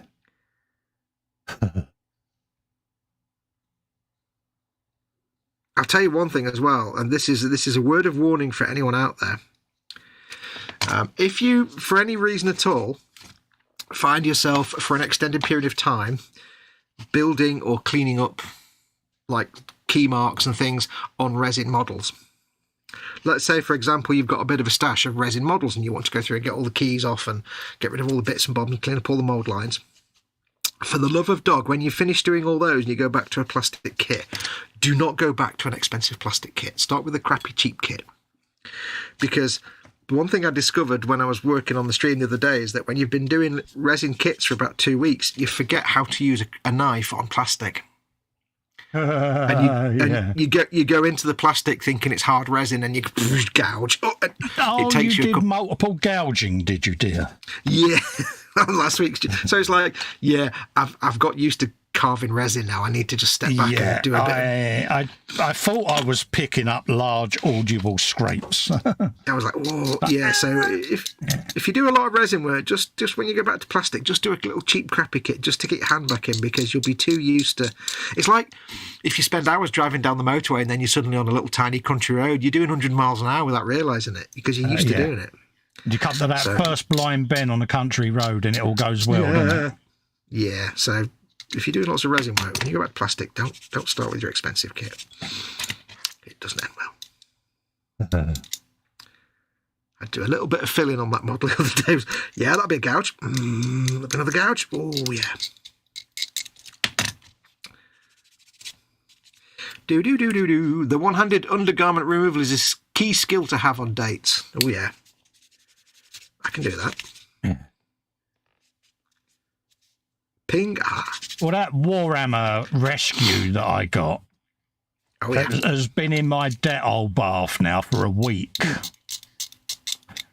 Do you realise the paint has only just started to flake? Really? Yeah. Dig. We was debating, wasn't we, as to what paint had been used, and it's like kryptonite, mate. The layers and the detail that has been exposed as the paint is coming off is quite. Is it the tanky thing? Yeah. Yeah, that's, oh man, it's like, I mean, I did that Lehman Russ, and that had some old ass paint on it. Yeah, and I thought this is going to be like enamel paint brushed on or something, but that came off in a few hours, so I was mildly pleased. But yeah, God knows what you've got on there then. We knew it was going to be fun, didn't we? When it was trying to debond the glue, wasn't it? And it was like Evo stick, wasn't it? It was awful. That's right. Yeah. Oh. And it was like. Yeah, and I said, this is going to be fun. I wonder how long the paint's going to take. Yeah, it's been in there a week, mate, in that little bath. And, yeah. That's some hardcore. That is, mate, because, I had a night where I was bored and couldn't sleep, so I bought a few eBay rescues, just little projects to faff around with, just to, bring them back into reality almost, isn't it? And, apply some talent to. I wanted to word it in a way that wasn't condescending, but yeah. No, condescend away, because we don't know who the builder was. So. But suffice to say, it's enlightening, isn't it? You're like, okay. Well, it's like the Dackerjet I've got the Dackerjet, and all they've done is prime it. With the Zandri dust, so it's like, okay, I'll paint it yellow, because I try to stick to, when I do an eBay rescue, I try to stick to the colour scheme that the person tried to paint originally. Yeah, that's it, yeah. So this one's just primed in sand, so I'll paint it a sandy yellow colour.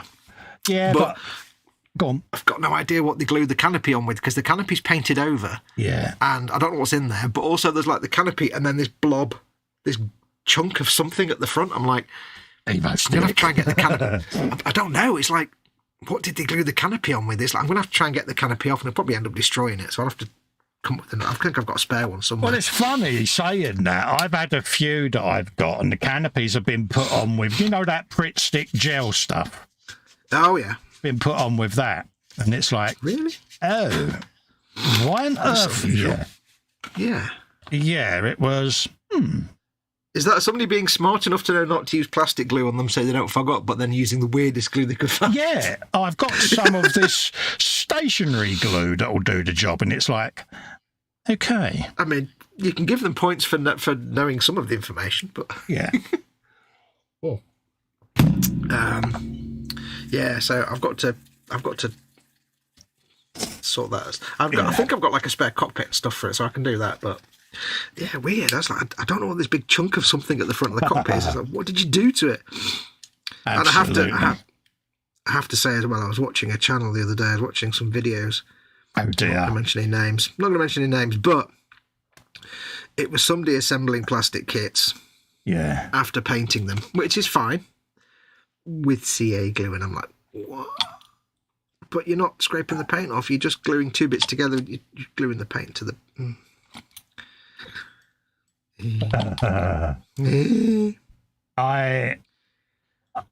don't know where. I can't recount this one live because they're a known person in the community. Yeah. All I'll say to you is, I think I might have told you. Sorry, I'm going to tell the story. I just won't name. Just change the names to protect the innocent. Yeah, there was an individual that was doing a large Lancaster model. That came with a completely clear one side of the aircraft. Oh, yes. I think you know the story. But, yeah, they basically... it's the 32nd scale Lancaster, so it's not a small kit. Or cheap. They glued the clear half on with canopy glue and then wondered why when they put it on display it kind of broke in half. Yeah. Yeah, it allegedly was hung from the ceiling momentarily and then collapsed in on itself, and it was like, yeah. Yeah, because canopy is great for a canopy. Yeah. Not for a fuselage. Yeah, I'm like, okay. So, yeah, I did giggle at that. I mean, I must admit, I did the other day have to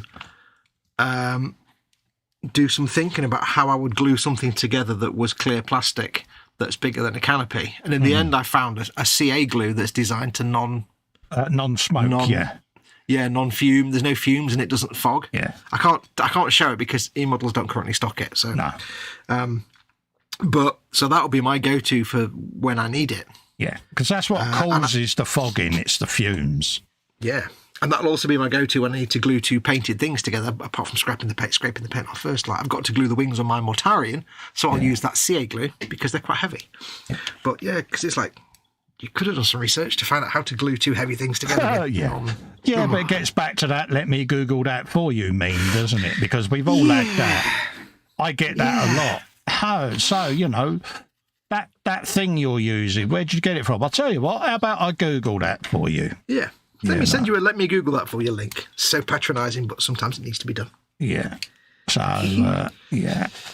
But no, I've seen some classics. I mean, and we've all made mistakes as well. Yeah. None of us are above making mistakes. It's all about learning, don't get me wrong. But I actually mock my mistakes because it's a great leveler, isn't it?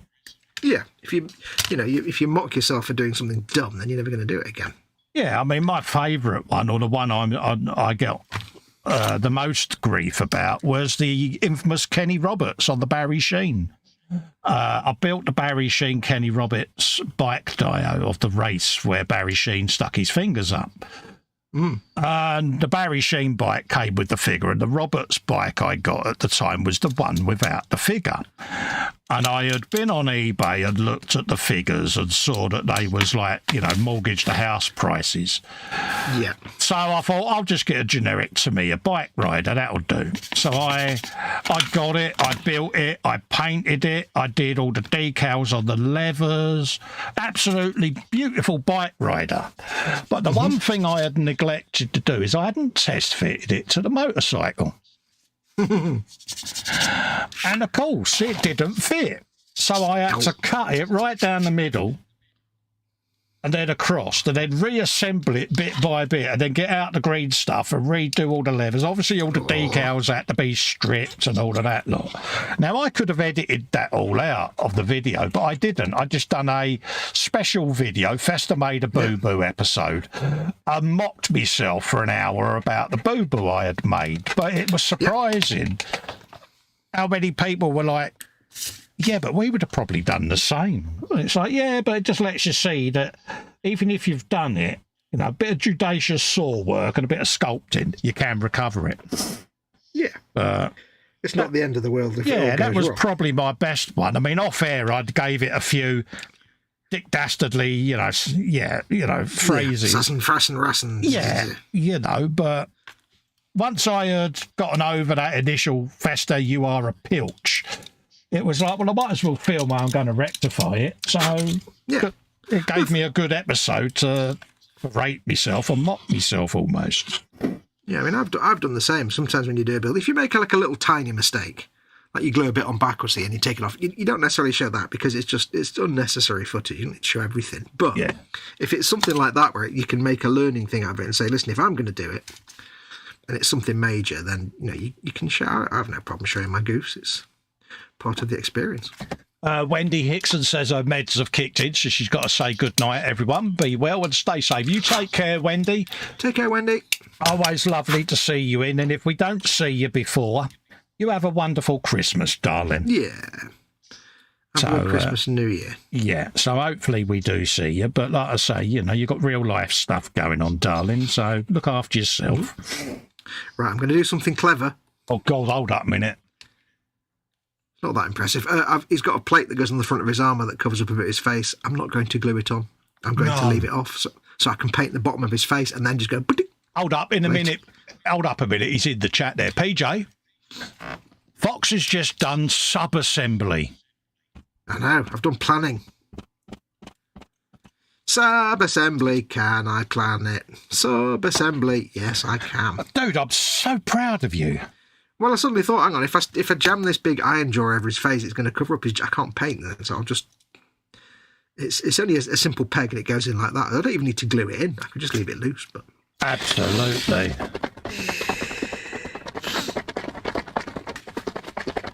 Shake the bottle, make the drink. Absolutely.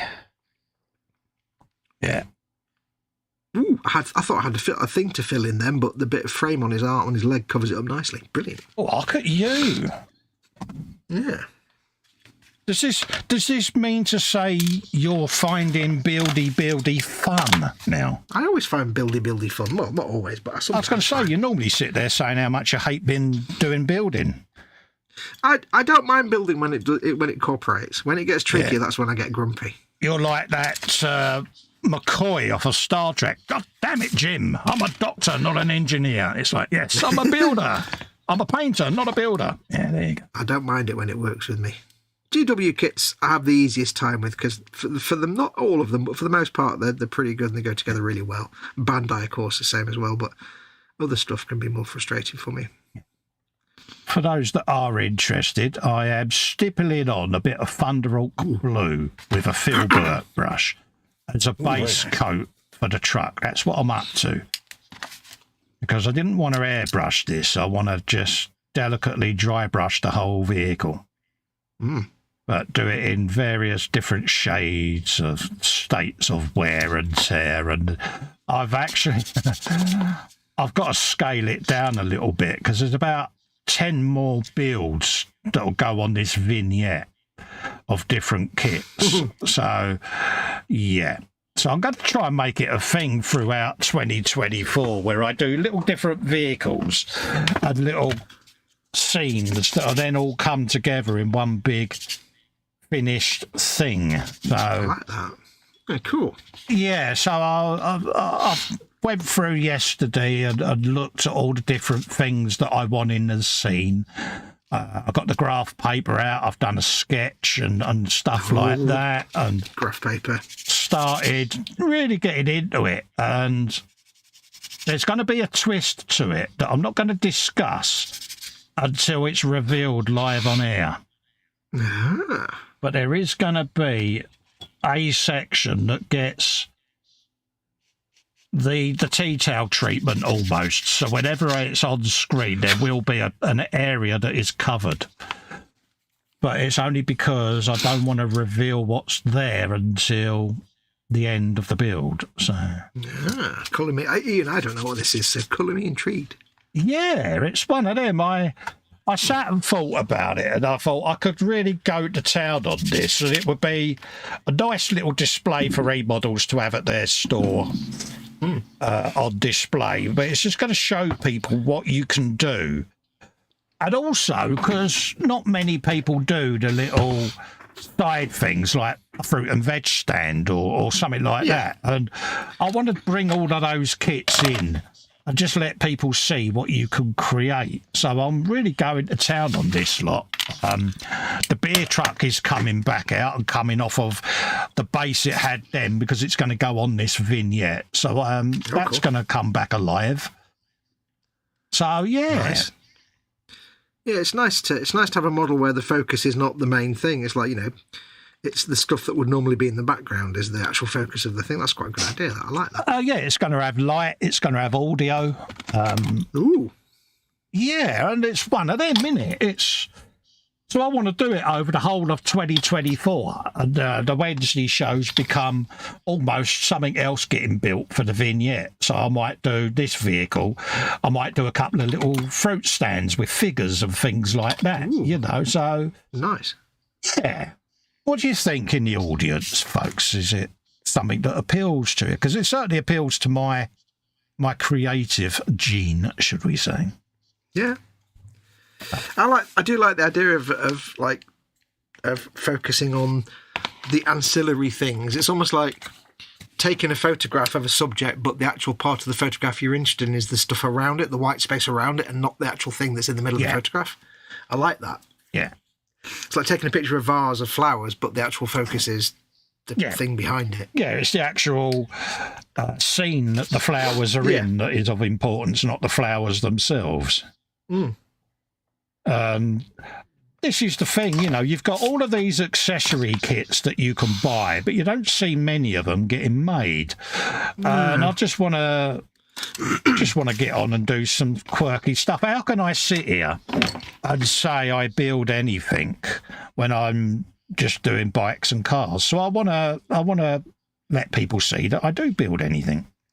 Yeah. But it's all going to come together into this little living scene almost, you know, so why not? I just think it's something different. I'm certainly looking forward to find out what it is in the coming months. I think it'll be up Ted Street, definitely. Oh. Yeah. I think Ted will be well into it. Is it basically going to be a diorama in a massive gin bottle? I hadn't thought of that. Ooh. That would mean, of course, buying the massive gin bottle to start with. That's the tricky bit. I did a commission once that was a black pearl in a whiskey bottle. Oh, yeah. But, yeah. Yeah, and I vowed then I'd never do another ship in a bottle. Yeah. I shouldn't tell you that one of those STL files was a grot ship, grot sailing ship. Yeah. Called the Pearl. So, yeah. And I like these little mini art kits. And like I say, I've got all kinds of little different things, like a butcher's stall. And it's got little racks of meat hanging there, you know, so you get to paint all the meat and you know, it's just little quirky things like that, you know. And new in store at the minute at eModels is a butcher, 2 dudes. Yeah, I've seen it. That's on the list, mate. Yeah, oh, lovely. Yeah, big the one where the dude guy's carrying a bit of rat and the meat on his shoulder and all of that lot. Yep. Yeah, the big. And of course, the butcher's the big jolly guy with the cleaver. Of course he is. Yeah, the big guy with the cleaver and the rosy cheeks. Yeah. Yeah. Oh yeah, I've seen it, mate. You've seen that one. Oh yeah. It's all gone in there. Oh yeah. I'm looking forward to this. Yeah, it's just something different, you know, and it's. The more I thought about it, the more I thought, yeah, I could have fun with this and really get into it. So yeah. You can drip feed the people on little photographs throughout the year. Yeah. Little teaser photographs. So hopefully it floats people's boats. So. Yeah. I'm sure it will. Anything quirky and out of the usual is always a winner.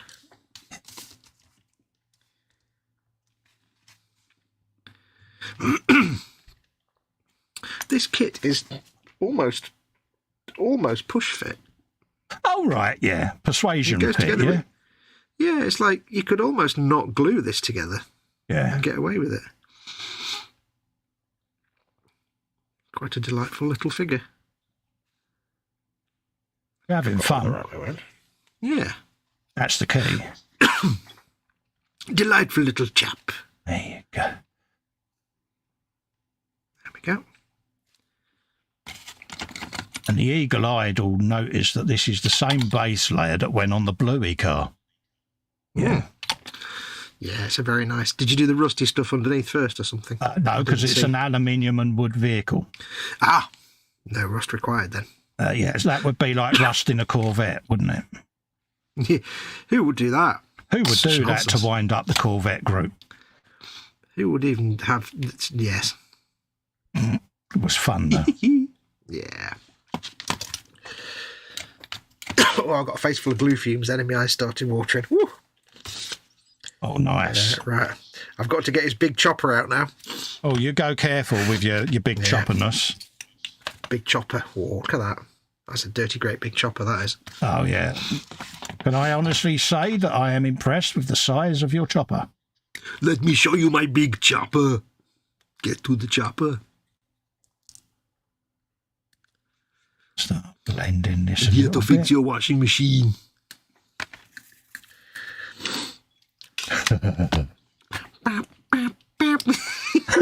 Yeah. So I was just thinking of how do I reply in a clean way, and I just thought, you know something, I'm just going to sit and stay silent. It'll happen. Yeah. Because this is me, you know. It's going to go. Yeah. It's going to go. It's going to go well for me, isn't it? Apparently, says Bobbins, it's Dick Van Dyke's birthday today. He's 98. Happy days. Wow. Oh, blimey, Mary Poppins. Yeah. Now, you see, if he had never done Diagnosis Murder, I would be cursing him. But because he did Diagnosis Murder, I forgive him. Yeah. Because I used to like Diagnosis when I was a kid. When I was younger, I used to like watching Diagnosis Murder. He was all right in that. So absolutely. I forgave him for all the other stuff. Mostly. Absolutely. Retro says, we shall assume that Colin is proofing biscuits on his bench under the tea towel. Yeah, proper baker's mode, mate. Anfield, Lee says, it sounds cool, mate. Yeah, I'm hoping people like it. It just popped into my head as an idea, and I've chatted to a few people about me plan, and it's taken off. Jeff says, sounds like a real cool idea, mate. I'm hoping it turns out like that, Jeff. I've got it in my head what I want to do, and once it's in my head, that's it. I've got to do it. So Jacqueline says, I like that idea. Yes, Jackie is one of the few people that knows exactly what I'm going to be doing. See, I don't know, but I'm actually quite happy not knowing. Yeah. Because I get the surprise. Yeah. Yeah, same as Kev, because it came up in conversation, and I said, well, we're not online anywhere, so this is the plan. I heard the biscuit tin go again, I think. Oh, she's proper having a forage, is she? Yes, well, I'll go make some dinner soon, so... Yeah. She's foraging before dinner. We'll finish at 11, bang on, folks. Dead on 11, so... Yeah. And I'm actually amazed we was able to do a show tonight, because literally 10 minutes beforehand, it didn't look like there was going to be a show, so... Yeah.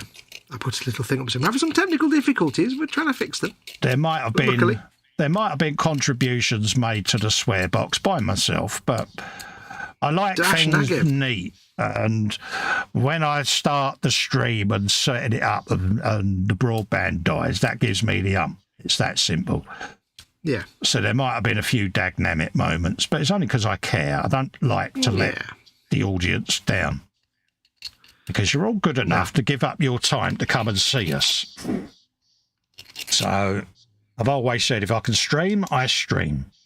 The only time I can't is if the broadband dies or I'm bedridden. So, and even then, I get the ump.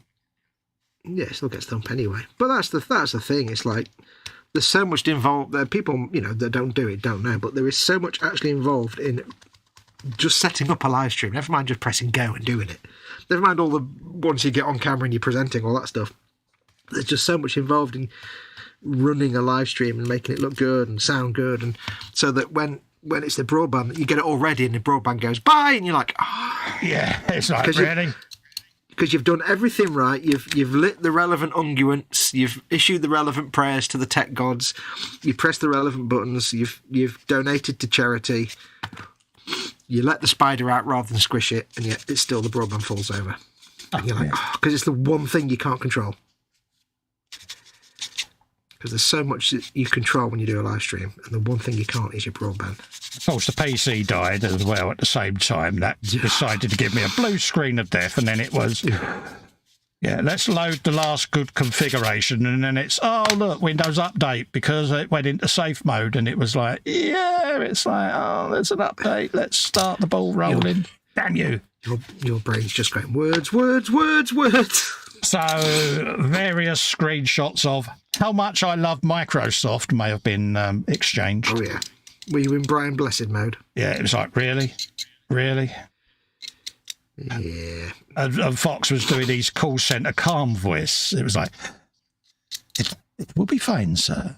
Give it a moment. Yeah. It got to the point where he actually sent me a thing saying, broadband's fallen over, blah, blah, blah. The next comment was, really?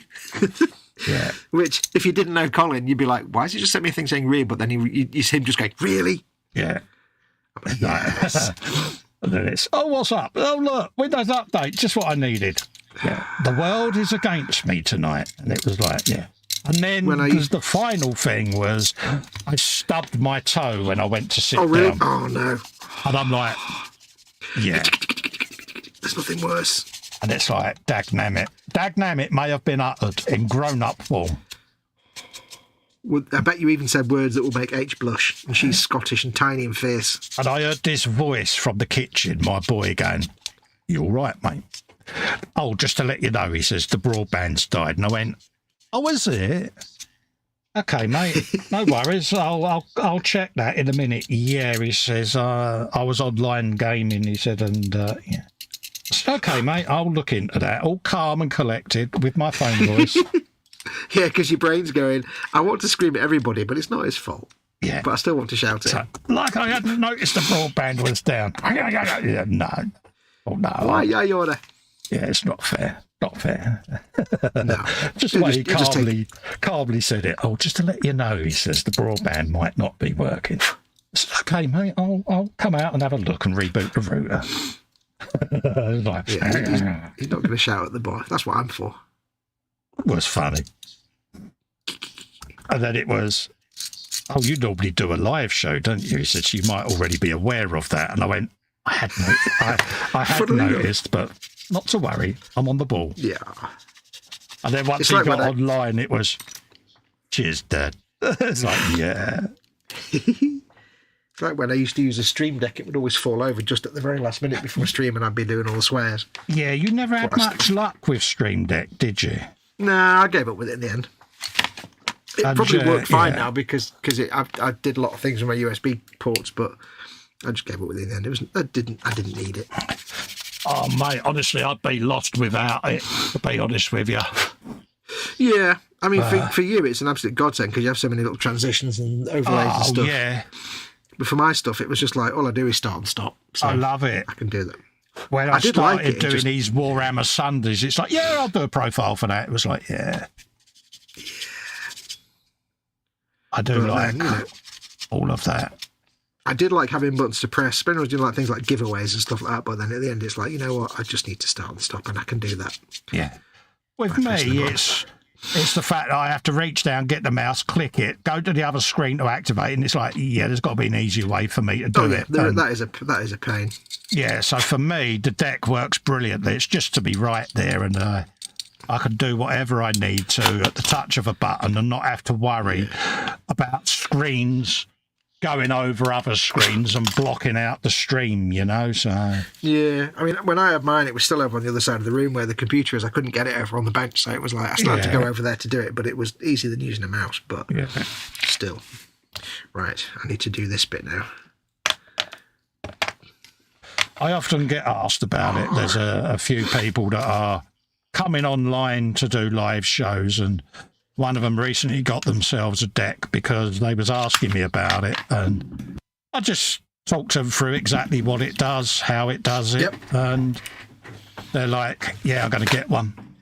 For those that don't know, the Stream Deck is that little box of tricks there. Yep. And that controls everything to do with the stream there, all the little pop-ups, all the little logos you see, the backgrounds. And I activate the stream as I start, and I just work my way along the stream. Start, intros, panels, timer. That's us at the moment at the bench. Then you got your end credits. Then, so... And then all the little features like solo screens and funny stuff and...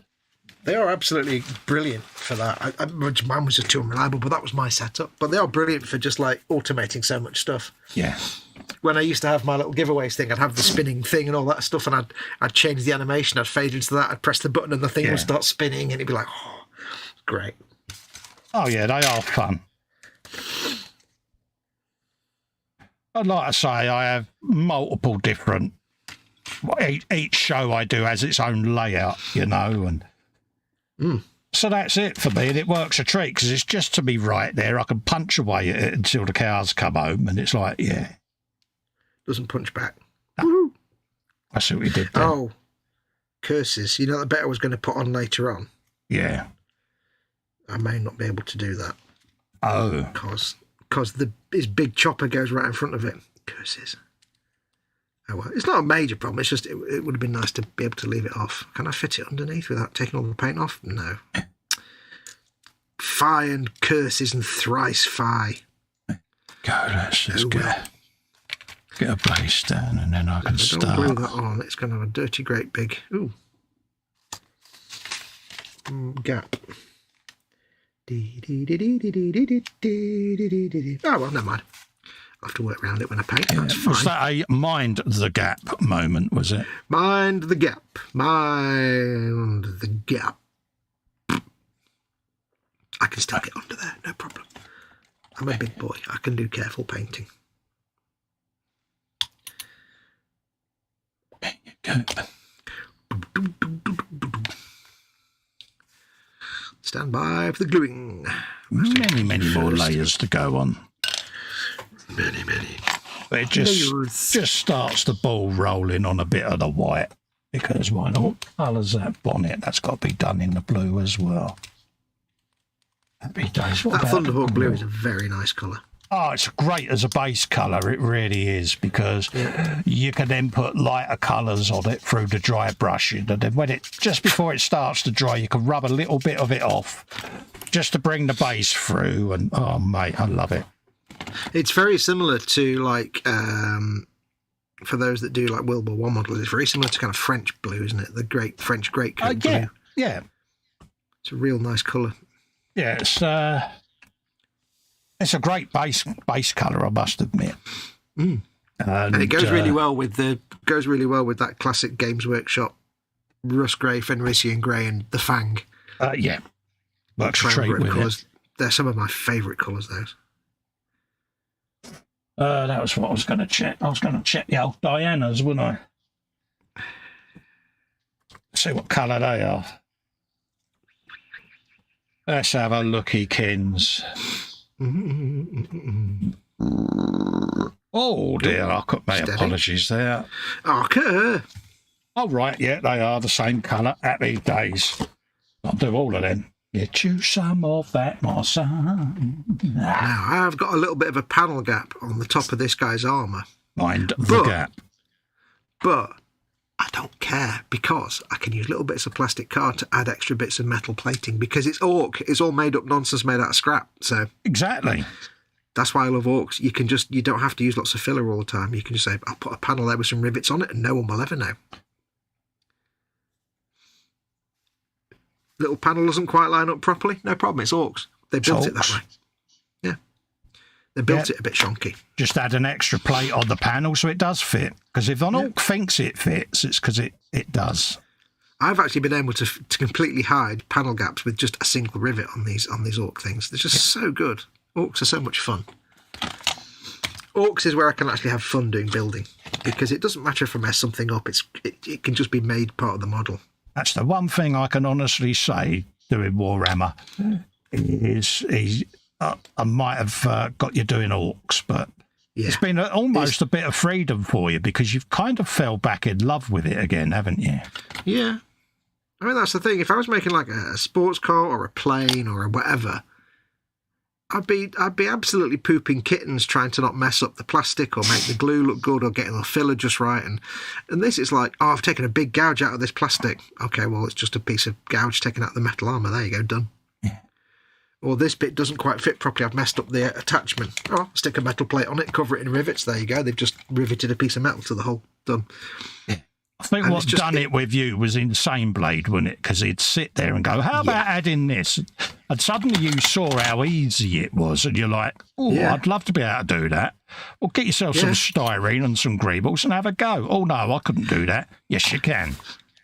That's my big regret in a way. Is it? And I have to thank Festa for that. I've said this before, but I do have to thank Festa bigly for this, because he has nurtured. It's his way of getting back at me for getting him into Warhammer. Yeah, which I fully accept. He's nurtured the little sort of scratchy buildy side of me that I never knew existed. Now, I'm not sitting here saying I'm going to, do like an Insane Blade and build 15 extra turrets out of foam and card and spare bits. I've not got that kind of level of skill, but I'm more than happy now adding little panels and rivets and things to stuff, mostly to hide up bits that I've screwed up. Yeah, you would never have done that a couple of years ago, so... Absolutely not, no. And that's why I'm liking the orc stuff. Quite happy with that. Yeah, so I am very grateful to Colin for him helping me unleash this little bit of my creative... Now, I don't have, and I will happily admit it, I don't have that imagination that you've got. You've got this imagination where you just go, what if 5-year-old mode? And you just, there you go. Yeah, same as the Bluey cutter, wouldn't it? Yeah, I freely admit I don't have... I can get creative and imaginative, but I'm not at your level. I just... He says to me, what's your idea for the Bluey cart? Right, I've got me saw out here. Yeah. So I've got to cut the roof off, and the roof just got cut off, and it was the expression and silence, and it's like, dude, I said, yeah, because I'm lowering it. How? I'm cutting these bits off, gone, and suddenly, within 20 minutes, the roof's lowered. There you go, I like it now. It now looks like an Humvee. There you go. I can work with that. But the funny thing was, as he was doing it, I suppose I've got a little bit of your kind of imagination, because as you were doing it, in my head I went, I know where he's going with this. And then I saw this like gangster style low slung thing with a real small wit. I think I know where this is going. It's what used to cause confusion when I built the trikes, because Bill and Baldrick used to stand there and go, what's your plan? And I'd be stood there almost drawing lines in midair, trying to envisage what I was going to build. And once it got in my head, that was it. And I always found it difficult trying to explain to other people what that vision was, because I never wrote anything down. Working with Foxx and getting him into this enabled me to actually sit there and begin to explain my ideas more and start noting stuff down, just in case there is that one person out there that goes, run that by me, what you're up to. So, yeah, it's helped me in a way with noting down plans and that. So, like I say, I'll always be grateful, because it's like I'm never going to get to your level. I've not got that level of imagination. I've not got that level of childlike creativity, and I know it. It's the same with my music and my drawing. As I got older, when I was younger, I used to just be dead creative. I used to draw whatever I thought of at the moment. I used to write music and stuff, and it'd be the most ridiculous nonsense. Yeah. And I'd sit there, and I even sculpted figures and stuff when I was making models as a kid. But as I got older, that childlike lack of what's the word I'm looking for? That kind of that lack of any reservations. Lack of inhibition. Yeah, that lack of inhibition. Thank you. Just disappeared, and I just got more and more, and like my music became more and more formulaic, and my drawings got more and more, and it just kind of faded away. And it's like I don't feel bad about it. It's just it's the way it happened, and it happened in all my creative things. So the fact I've got a little bit of it back is quite nice. Oh yeah, I mean, you chose quite a strict genre of Warhammer, didn't you? Where everything had to be perfect almost, wasn't it? Because of the way it was. Whereas Orcs has come along, and because it's so random, it's allowed you to make screw-ups, but also experiment with your scratch building in a way that perhaps Krieg or Space Marines or whatever didn't let you. Yeah.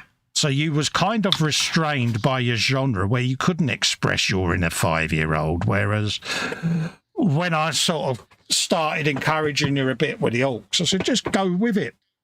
Release your inner 5-year-old, because it's Orcs, it'll work, because they believe it does. Yeah. I mean, the two things that made sense to me was first of all the Insane Blade, because of course I saw that and thought, right, now I know what this means. But it was also, I saw a photograph, and I've never found the same one again. It was a photograph of someone that wanted a Squigoth in their army, a gargantuan Squigoth. Yeah. But they couldn't afford to go to Forge World and pay 350 quid for one. Yeah. So what they did was they got a toy Diplodocus, which was probably about 2 foot tall. Yeah. And it was a goofy comedy-like cartoon toy, not a realistic one. It was this goofy thing with big dinner plate eyes and cartoonish.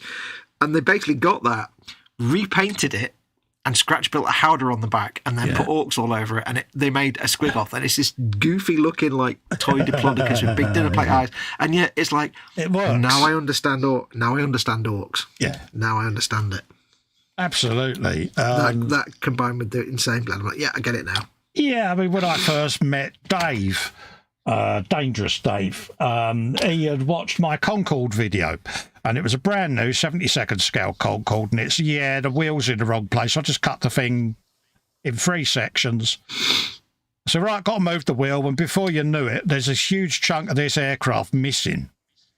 And that's when you get all the messages coming on the video. Dude, you're just mad. You just done it. And I said, well, the more you think about it, if you sit and think about it, you're not going to do it, because you sit there dithering with the saw blade on the kit because you've overthought it. And this is what I had to get through to Foxx at first, mate, when it was, don't overthink it, mate. Just do it. Because if it goes wrong, it's only plastic. You can correct it, you can remake it, and re-glue it together.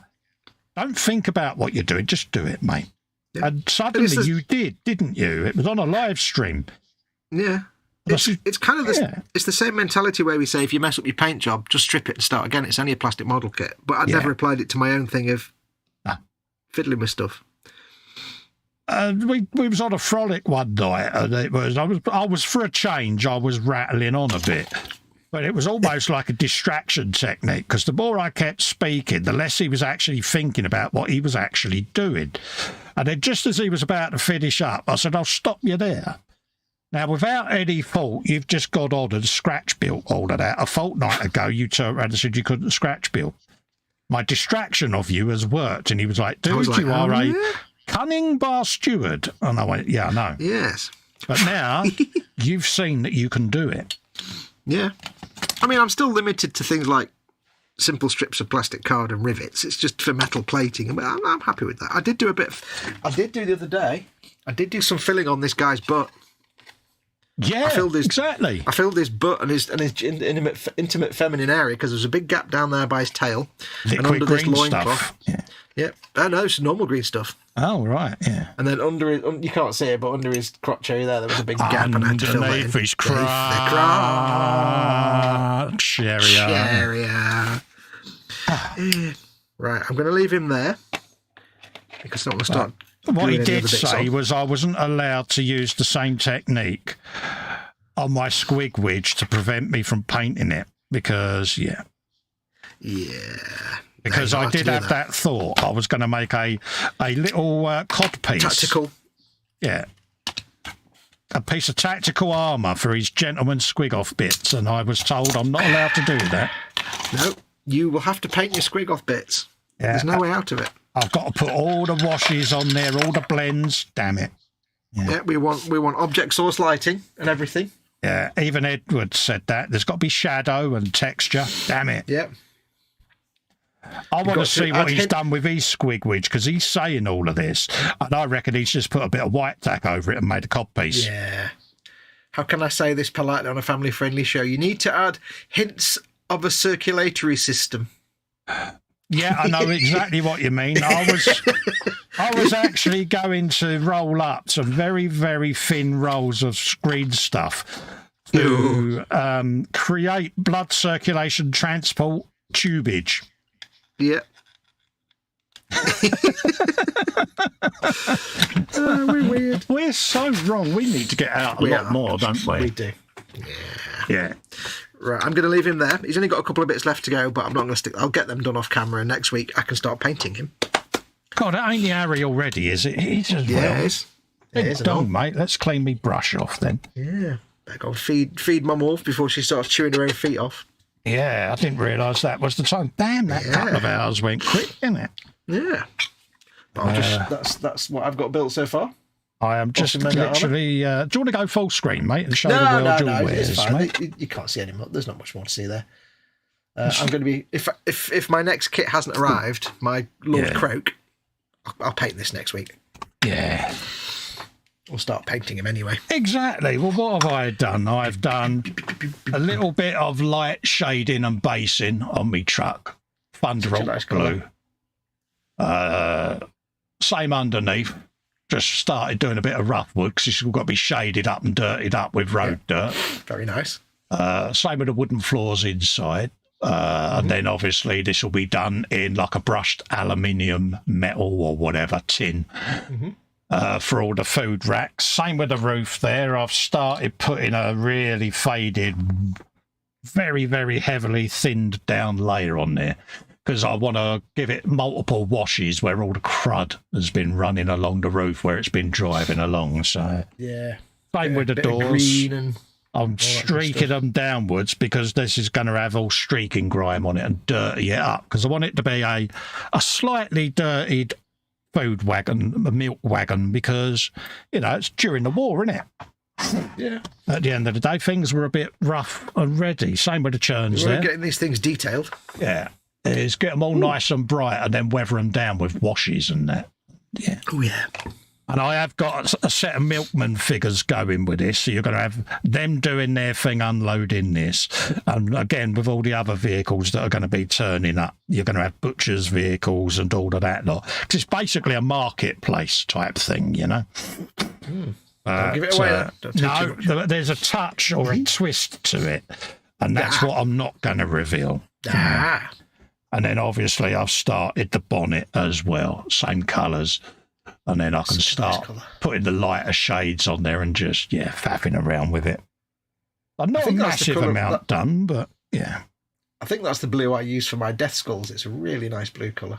Base blue colour. I can't actually remember what you used, to be honest with you, but this was what I used as the base colour on, wait for it, PJ, the bluey colour.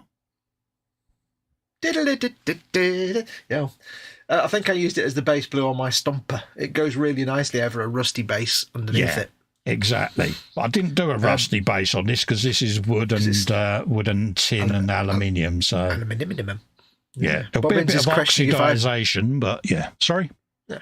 Bobbins is amazed that I built a whole mini in one show. It's like, no, I've still got a couple of bits left. Yeah, I was going to say, don't push it, Bobbins. You know, he's lulled you into a false sense of security there, Geese. Yeah, no, he's not finished just yet. A couple of bits left to do. Absolutely. So, yeah. I'll do them later and then just out of shot for PJ is the beginnings of some Aldiness. So, I recognise that colour Friday, I should be assembling this on the Friday show. That's what I'm looking at having on the bench tomorrow. So if it's on the bench tomorrow, it'll still be on the bench Friday. So that looks like a metal part. That looks like a metal piece. No, it's plastic, mate. I know, but it looks like sprayed metal. Yeah. Gorgeous. So, but yeah, that's what I'm going to do with the Frolic. It's going to be whatever I've got on the bench. It could have even been, because I've got so many kits on the go, it might have even been a bit of Ringo because, we're doing a knackered, gnarly old crusty beetle as well. So I've got loads of things. Knackered, gnarly old crusty beetle. It's an abandoned beetle, isn't it? Hence the name Ringo. Right, gang, we're going to love and leave you. Thanks for coming in. I'm glad we finally got to put a show out because we both set up for this early doors, didn't we, mate? Mm-hmm. So we was proper prepped. But fingers crossed. There you go. Stay safe. Stay well. Massive, massive thanks for coming in and keeping me and Fox company. And we'll see you Friday for a bit of a frolic. We certainly will. Don't forget to go to eModels.co.uk, your one-stop shop. For all your model making needs. And the eagle-eyed would have seen that tonight's guest was God Hand Brushes. God Hands. There you go. See what we did. Rightio, folks. We'll love and leave you. Stay safe. Stay well. See you on Friday. Bye-bye for now. Adios, amoebas. Bye. Bye.